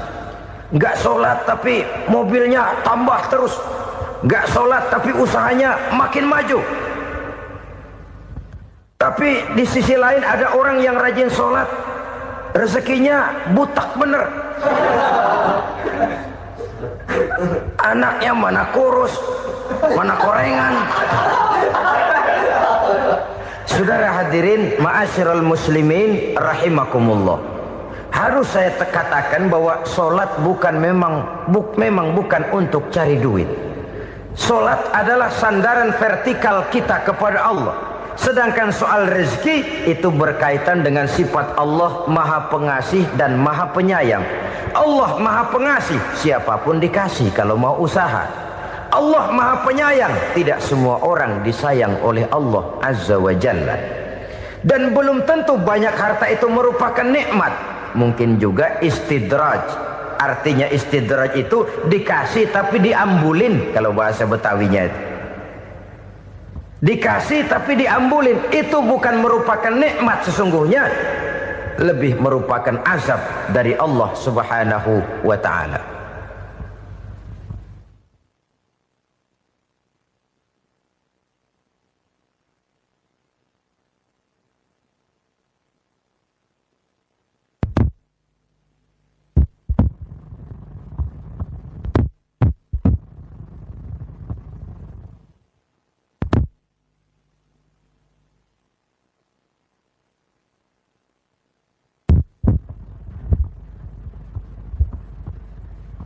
Agama mempunyai sistem sholat, dan kita umat Islam telah dituntun oleh Allah Subhanahu wa ta'ala yang wajibnya 5 kali dalam sehari semalam mendirikan solat, dan itu tentu berada dalam jangkauan kemampuan manusia. Pada awalnya barangkali kita memang merasa solat itu satu kewajiban, tapi semakin kita hayati makna, manfaat dan filsafat yang terkandung di dalam ajaran solat, semakin sampai kita kepada keyakinan bahwa solat adalah keperluan kita. Sehingga pada waktu tertentu dinilai puncaknya, kita tidak lagi akan berkata saya wajib solat, tapi kita akan berkata saya perlu solat. Kalau kita sudah merasakan itu adalah keperluan kita, nah di sanalah kita baru akan merasakan ruginya kalau hal itu tidak kita laksanakan. Sepanjang kita masih berkata saya wajib sholat, kita akan lebih merasakan dia sebagai beban ketimbang sebagai keperluan. Yang jelas Allah tidak memerlukan ibadah yang kita laksanakan ini. Dengan kata lain, andai kata satu dunia penuh ini orang tidak ada yang sholat satu pun, Allah tidak akan turun dari jabatan Tuhan. Jangan lalu berpikir kalau kita ngambek se-RW kagak sembahyang Tuhan tekor kali ini ya. Tentu tidak. Itu perlunya kita, bukan perlunya Allah. Dan pada induknya kita akan berkata saya perlu agama. Kalau secara induk kita sudah memerlukan agama, maka konsep-konsep yang ada di dalam ajaran agama itu pun adalah juga merupakan keperluan kita. Baik dia bernama sholat, baik dia bernama puasa, baik dia bernama zakat, baik dia bernama haji, seluruhnya adalah keperluan kita. Dan sesuatu yang kita perlukan apabila tidak kita laksanakan akan melahirkan kerugian di dalam kehidupan. Jangan heran kalau kita membaca riwayat perjalanan hidup para salafus soleh, orang-orang soleh. Ada yang tahajud sampai 100 rakaat, ada yang sholat malam kakinya sampai bengkak. Kita sekalinya bengkak biri-biri. Ada yang sholat membaca surah dalam Al-Quran sampai khotam Quran. Kok mau? Mereka sudah merasakan itu keperluan. Itu saja soalnya. Satu saat pun jikalau kita merasa bahwa itu keperluan saya, kita pun akan melaksanakan seperti itu. Keperluan saya dalam kehidupan. Inilah yang kedua. Yang ketiga, orang bertakwa yang akan meraih kemenangan itu, wa mimma razaqnahum yunfikun. Mereka membelanjakan sebagian daripada rezeki yang diberikan Allah kepada mereka. Mereka infakkan di jalan Allah. Ada satu dialog menarik. Satu hari seorang anak muda bertemu dengan seorang kakek-kakek yang sudah dikenalnya baik. Bertanyalah anak muda ini, "Kek, umur kakek berapa tahun?" 15 tahun, kata si kakek. "Anak kakek berapa orang?" 1. "Harta kakek berapa banyak?"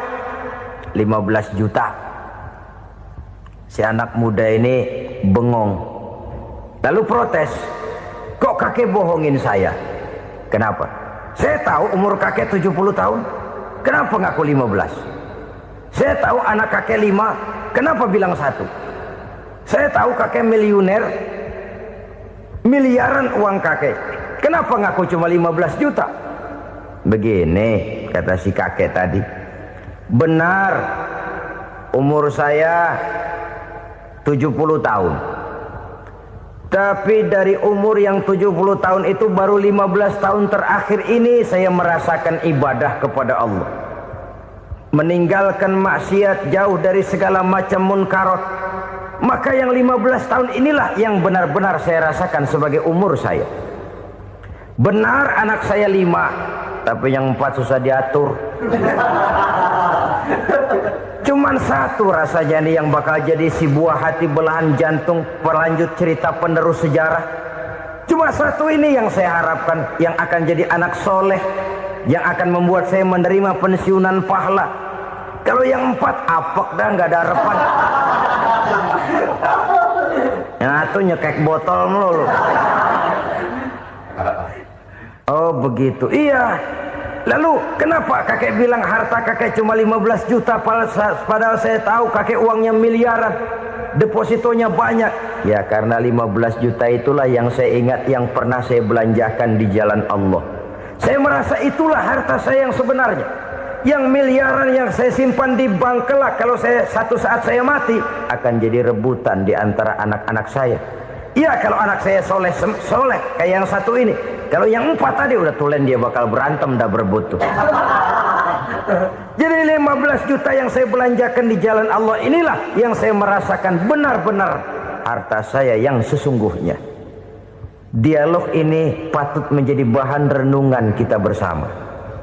Diberikan kita umur 40, 50, 60, 70, 80. Berapa tahun dari umur yang diberikan itu yang jalan mulus, yang kita gunakan untuk melaksanakan ibadah? Banyak harta kita simpan di bank, di lemari, di dompet, di tas. Tapi berapa yang sudah kita depositokan di jalan Allah yang akan menemani kita di hari kita kembali nanti? Maka orang bertakwa yang akan meraih kemenangan, wa mimma razaqnahum yunfikun, mereka membelanjakan sebagian dari rezeki yang diberikan Allah di jalan Allah Subhanahu wa ta'ala. Ma'asyiral muslimin rahimakumullah. Zahirnya memang kita memberikan kepada orang lain, tapi hakikatnya kita menyimpan untuk diri kita sendiri. Kita memberikan kepada yatim piatu 25.000. Zahirnya kita memberikan si yatim, hakikatnya kan kita cuma nyimpan. Saya berikan, titip kepadamu, ini untuk saya di akhirat. Kau boleh belikan baju, kau boleh belikan untukmu makan, kau boleh bayarkan sekolahmu. Ini untuk saya. Hakikatnya kita nyumbang masjid 1 juta, zahirnya kita berikan kepada panitia masjid, tapi hakikatnya kan cuma titip 1 juta ya untuk saya di alam kubur nanti. Silakan kau boleh belikan semen, ini uang, belikan besi, belikan pasir. Saya cuma sekedar titip untuk kepentingan saya. Hakikatnya kita cuma sekedar menitip. Sebagaimanapun pada hakikatnya, apapun yang kita miliki dalam kehidupan kan cuma sekedar hak guna pakai, bukan hak milik mutlak. Harta kita, rumah kita, kendaraan kita, kebun kita, pabrik kita, hak guna pakai saja. Hak milik mutlak cuma untuk Allah Subhanahu wa ta'ala. Saudara-saudara kaum muslimin rahimakumullah. Ini yang ketiga. Kemudian yang keempat, orang-orang bertakwa yang akan meraih kemenangan, allazina yu'minuna bima unzila ilaika. Mereka yang beriman, mereka yang percaya kepada apa yang telah diturunkan kepadamu Muhammad, ay Al-Quran, yakni Al-Quranul Karim. Setelah percaya kepada yang gaib, mendirikan solat, kemudian menginfakkan sebagian dari rezeki yang diberikan Allah, mereka juga lalu percaya kepada yang diturunkan terhadap Nabi, yaitu tidak lain Al-Quranul Karim. Sekali lagi di sini, percaya bukan hanya sekedar percaya saja, tetapi percaya lalu menjadikan Al-Quran itu sebagai pedoman hidup. Sebab memang Al-Quran itu adalah GBHM, garis-garis besar haluan muslim. Apa yang harus kita lakukan, apa yang harus tidak kita lakukan, bagaimana mestinya kita bertingkah laku dan berbuat, seluruhnya tercantum di dalam Al-Quranul Karim. Itu sebabnya ketika satu hari Aisyah ditanya bagaimana akhlak Rasul, beliau menjawab, kana Rasulullah sallallahu alaihi wasallam khuluquhul Quran. Akhlak daripada Rasulullah tidak lain adalah Al-Quran. Jawaban simpel ini memberikan gambaran bahwa keseluruhan daripada konsepsi Quran sudah diterjemahkan dalam kehidupan Rasulullah sallallahu alaihi wasallam. Karena kita tahu akhlak adalah keseluruhan dari gerak hidup manusia. Sejak ia berpribadi, berumah tangga, bertetangga, bermasyarakat, sampai kepada berbangsa dan bernegara, Al-Quran tetap memberikan sentuhan nilainya. Oleh karenanya, orang-orang yang bertakwa adalah orang-orang yang menjadikan Al-Quran sebagai pedoman dalam kehidupannya.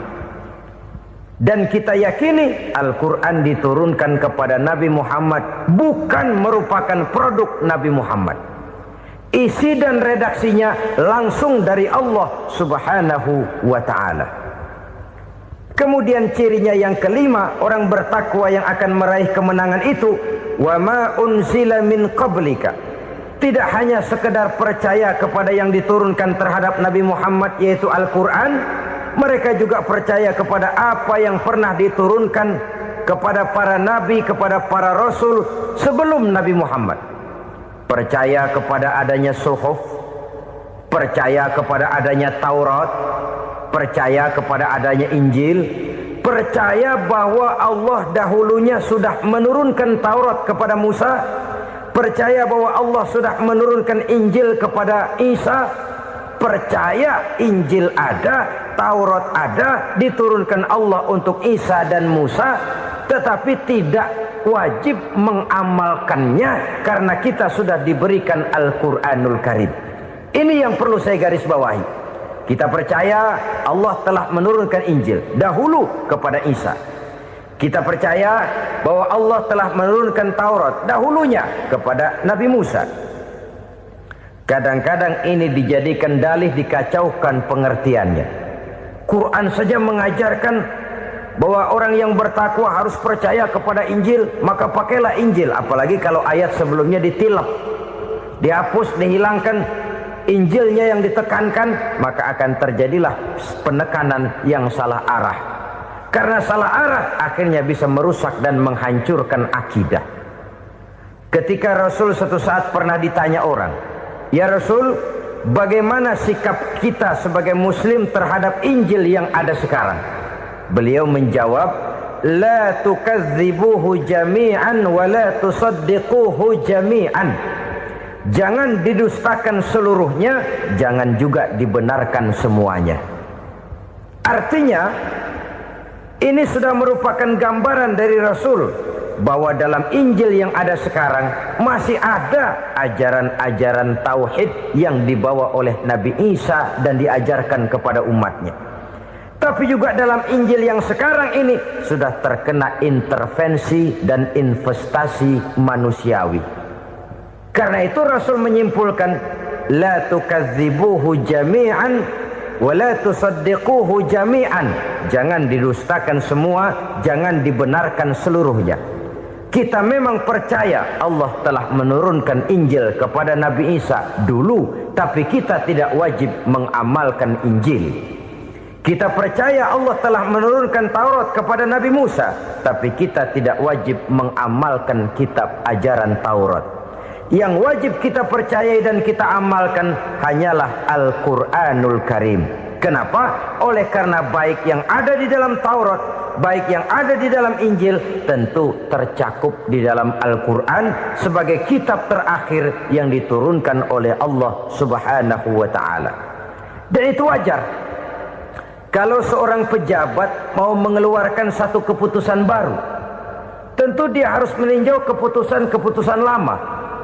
Andai kata dianggap tidak berlaku, dianggap tidak relevan lagi, maka keputusan-keputusan lama itu tentu sudah dianggap tidak berlaku. Sebagian daripada aturan-aturan dalam keputusan lama yang masih dianggap relevan tercantum dalam keputusan baru yang wajib diamalkan. Begitulah hubungannya antara Al-Quran, Taurat, Zabur, dan Injil. 4 kitab samawi yang diturunkan Allah masing-masing kepada Zabur untuk Nabi Daud, Taurat untuk Nabi Musa, dan Injil untuk Nabi Isa alaihi wassalatu wassalam. Ketiga-tiga kitab itu kita percayai adanya. Kita yakini Allah telah menurunkan Zabur, Taurat, dan Injil. tapi kita tidak wajib mengamalkannya. Yang wajib kita mengamalkannya sekarang ini tidak lain hanyalah Al-Quranul Karim saja, karena ia mencakup apa yang ada di dalam Zabur, apa yang ada di dalam Taurat, dan apa yang ada di dalam Injil. Keotentikannya bisa dipertanggungjawabkan. Ya, tapi kan Nabi Muhammad sudah mati 14 abad yang lalu, dan di zaman beliau Al-Quran kan belum dikodifikasikan, belum ditulis. Bagaimana keotentikannya bisa dipertanggungjawabkan? Mudah saja. Allah berjanji, inna nahnu nazzalna dzikra wa inna lahu lahafizun. Kami yang menurunkan Al-Quran dan kami yang akan menjaga dan memeliharanya. Allah turunkan Quran, Allah menjaganya. Bagaimana cara Allah menjaga Al-Quran itu? Banyaknya orang-orang yang hafaz Al-Quran. Hafaz Al-Quran 30 juz, 114 surah, 6.666 ayat. Sehingga jangankan satu kata, jangankan satu ayat, satu kalimat saja berubah sudah akan timbul reaksi dan mudah dimengerti. Kenapa? Banyak orang-orang yang hafaz Al-Quran. Sedangkan pada setiap akhir tahun biasanya malaikat Jibril selalu mengadakan checking terhadap ayat-ayat yang diturunkan pada waktu itu.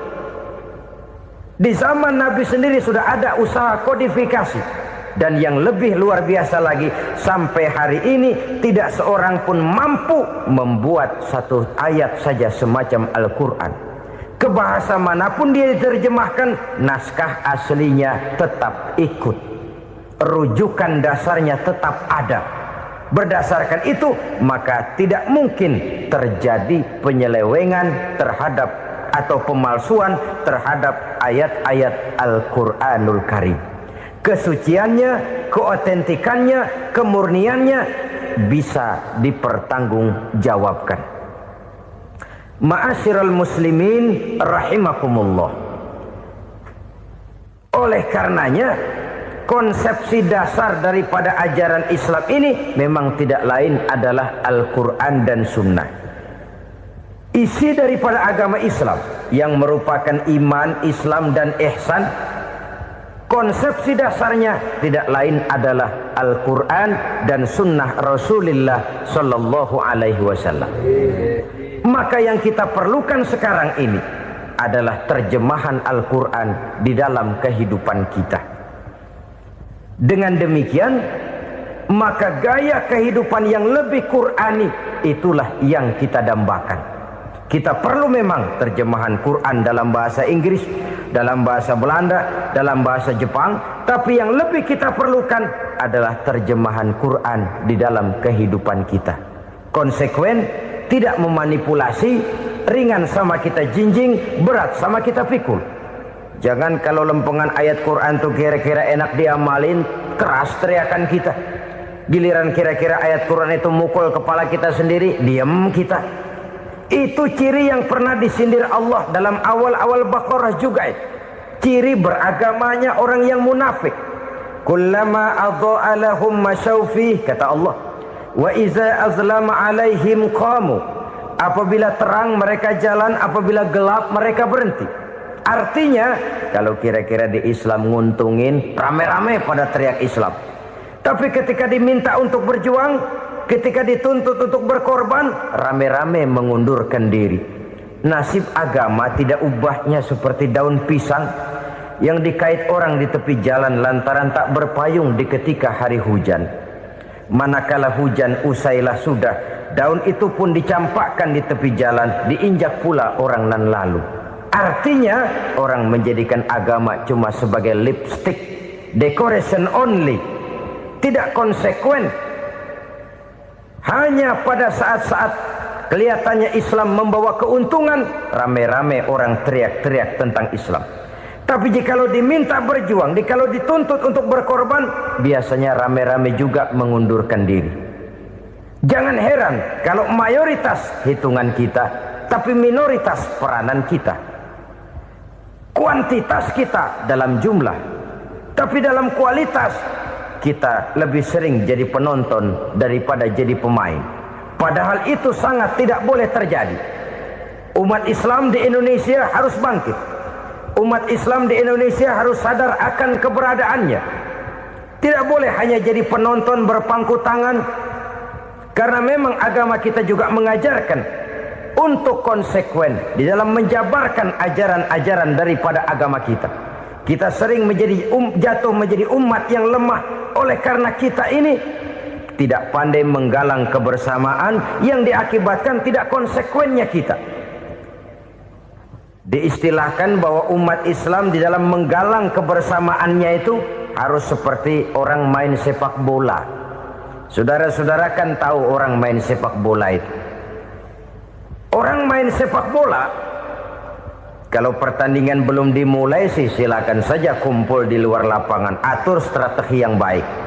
Tapi kalau pertandingan sudah dimulai, turun ke lapangan hijau, jangan kumpul terus. Ada sepak bola gotong royong, mundur-mundur rame-rame, depan ke depan kumpul melulu mainnya. Kalah. Orang main sepak bola itu ya harus ada penyerang tengah, harus ada penjaga gawang, harus ada strikernya, harus ada kiri luarnya, kanan dalamnya yang jadi backnya. Posisi boleh bermacam-macam, tapi yang penting saling ngoper untuk menggolkan gawang lawan. Begitulah umat Islam ini. Boleh ada yang jadi pejabat, boleh ada yang jadi pengusaha, boleh ada yang jadi petani, silakan ada yang jadi seniman, ada yang jadi penyair, ada yang jadi artis sekalipun. Tapi kalau sudah berhasil menguasai bola, jangan lupa operannya. Operan itu yang langka. Kita ini muslim kadang-kadang kalau sudah memegang menguasai bola, kalau belum mau mampus, belum mau ngoper. Nanti kalau sudah nggak punya bola, baru mau ngoper. Kalau sudah dengar-dengar mau dekat pensiun, baru mau jihad, baru mau berjuang, baru mau ngurus pesantren. Tanda tangan sudah tidak laku, memo sudah tidak dihargai, baru mau berjuang. Kemarin kemana mas?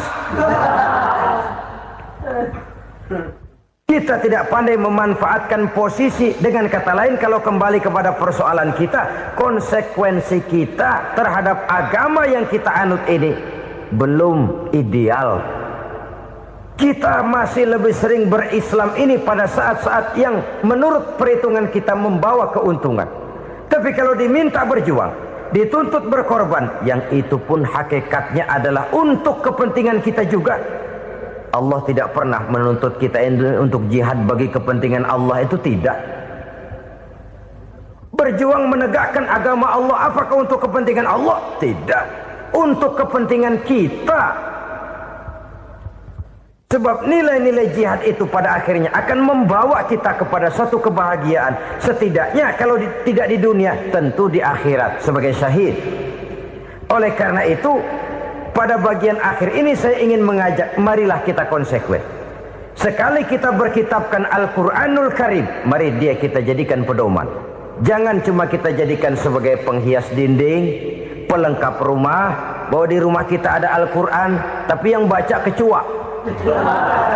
Habis pada bolong tuh Quran. Yang penting kan punya Quran. Ditaruh di pintu rumah. Biar apa? Biar kuntilanak kagak masuk katanya. Ya apa itu nasib Quran, cuma kerjanya jaga pintu, ngusir kuntilanak, ngusir memedi. Bagaimana kita hidup menurut tuntunan Al-Quran? Kadang-kadang tidak pernah menjadi masalah bagi kita. Maka bagaimanakah Al-Quran akan mungkin membawa keberkahan dalam hidup kalau ajarannya kita injak-injak dalam keseharian kita. Mewujudkan gaya hidup yang lebih Qurani, itulah yang akan kita rintis di dalam kehidupan kita. Bertahap, step by step, menurut kemampuan yang ada pada kita. Jika jalan ini tidak bisa kita selesaikan, percayalah akan ada generasi penerus yang akan melanjutkan usaha dan cita-cita mulia itu. Jadi percaya kepada Taurat, percaya kepada Injil, sekadar percaya Allah dahulunya sudah menurunkan itu. Tapi kita tidak wajib mengamalkannya. Kenapa? Generasi Injil masa berlakunya sudah kedaluarsa. Taurat masa berlakunya sudah kedaluarsa. Injil pernah berlaku untuk orang Nasrani di zaman Nabi Isa. Taurat pernah berlaku untuk orang Yahudi di zaman Nabi Musa. Setelah generasinya berlalu, datang Rasul penutup yang membawa Al-Quranul Karim. Selalu berusaha menyimpan sesuatu yang bisa membawa manfaat, baik untuk dirinya, untuk anak cucunya, maupun untuk keluarganya, untuk masa kini dan masa depannya. Kadang simpanan itu berbentuk uang, kadang berupa tanah, lain saat berbentuk pabrik, dan lain sebagainya. Sementara masa depan yang paling pasti adalah akhirat. Jika untuk masa depan dunia kita rela memeras keringat, membanting tulang, pergi pagi dan pulang petang, menyimpan uang, menyimpan tanah, menyimpan pabrik, pernahkah kita merenung jika satu saat kiamat datang, kita dibangkitkan dari kubur masing-masing, berdiri di padang mahsyar untuk mempertanggungjawabkan seluruh kegiatan hidup kita di dunia ini? Lalu kita akan menuju ke alam akhirat. Sudahkah kita mempunyai simpanan untuk akhirat kita? Pada pertemuan kali ini saya ingin menyampaikan sebuah hadis di mana Rasulullah sallallahu alaihi wasallam bersabda, "Arba'un min kanzil jannah." Simpanan sorga ada 4 macam. Yang pertama, ikhfa'us sadaqah, menyembunyikan sedekah. Saudara-saudara kaum muslimin, sebagaimana yang kita maklum bahwa Allah Subhanahu wa taala melebihkan sebagian rezeki dari kita terhadap yang lain. Ada yang kaya, ada yang setengah kaya, ada yang miskin, ada yang setengah miskin, dan selanjutnya. Ada yang gajinya kecil tapi penghasilannya gede. Ada yang penghasilannya gede tapi nggak punya gaji. Ada juga yang memang gajinya gede dan penghasilannya gede. Kelebihan rezeki merupakan sunnatullah dan tidak harus membuat kita merasa lebih dari yang lain. Bahkan sebaliknya, kelebihan itu harus membuat kita ringan tangan untuk menolong mereka yang memang memerlukan pertolongan. Kalau saudara diberikan ilmu, maka pertanyaan akhirat cuma satu: ilmumu kau amalkan untuk apa? Kalau saudara diberikan umur yang panjang, pengadilan akhirat juga bertanya satu: umurmu kau habiskan di mana? Tapi kalau saudara diberikan harta, pengadilan akhirat akan bertanya dua: hartamu kau dapat dari mana, kau belanjakan kemana? Dari mananya ditanya, dan kemananya juga ditanya.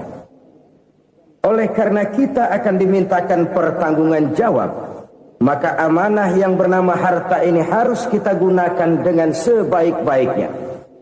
Ada penggunaan yang merupakan kewajiban, itu zakat namanya. Ada penggunaan yang sewaktu-waktu, itu infak namanya. Ada yang lebih sewaktu-waktu lagi, dan itu sedekah namanya. Zakat dia terikat oleh haul dan nisab, oleh putaran batas waktu dan ukuran dari harta itu sendiri. Sedangkan infak terikat oleh situasi dan kondisi perekonomian seseorang. Sedangkan sedekah tidak terikat dengan apapun. Dalam kondisi seperti apapun kita bisa melakukan sedekah dengan yang terkecil sekalipun. Sampai-sampai Rasulullah sallallahu alaihi wasallam mengajarkan, la tahqiranna minal ma'rufi syai'an walau an talqa akhaka biwajhin talik. Atau ada hadis, tabassumuka fi wajhi akhika laka shadaqah. Senyumanmu kepada temanmu adalah sedekah.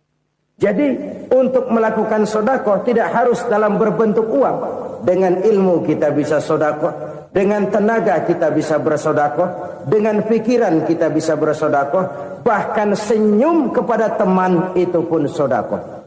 Jadi kalau sedekah dengan uang memang belum punya uang, nyengir aja banyakin. Itu asal pada tempatnya, jangan lalu ketemu tiang listrik cengengesan. Tentu tidak pada tempatnya dan tidak wajar. Nah, Sedekah yang paling dicintai Allah adalah sedekah yang disembunyikan. Artinya jauh dari sifat riya. Kan kadang-kadang ada orang sedekah itu disebutkan namanya. Apa tidak bagus? Kalau memang niatnya ikhlas, ya bagus-bagus saja. Untuk memberikan sugesti kepada yang lain. Si Fulan bin Fulan nyumbang sekian, diumumkan. Boleh kalau niatnya untuk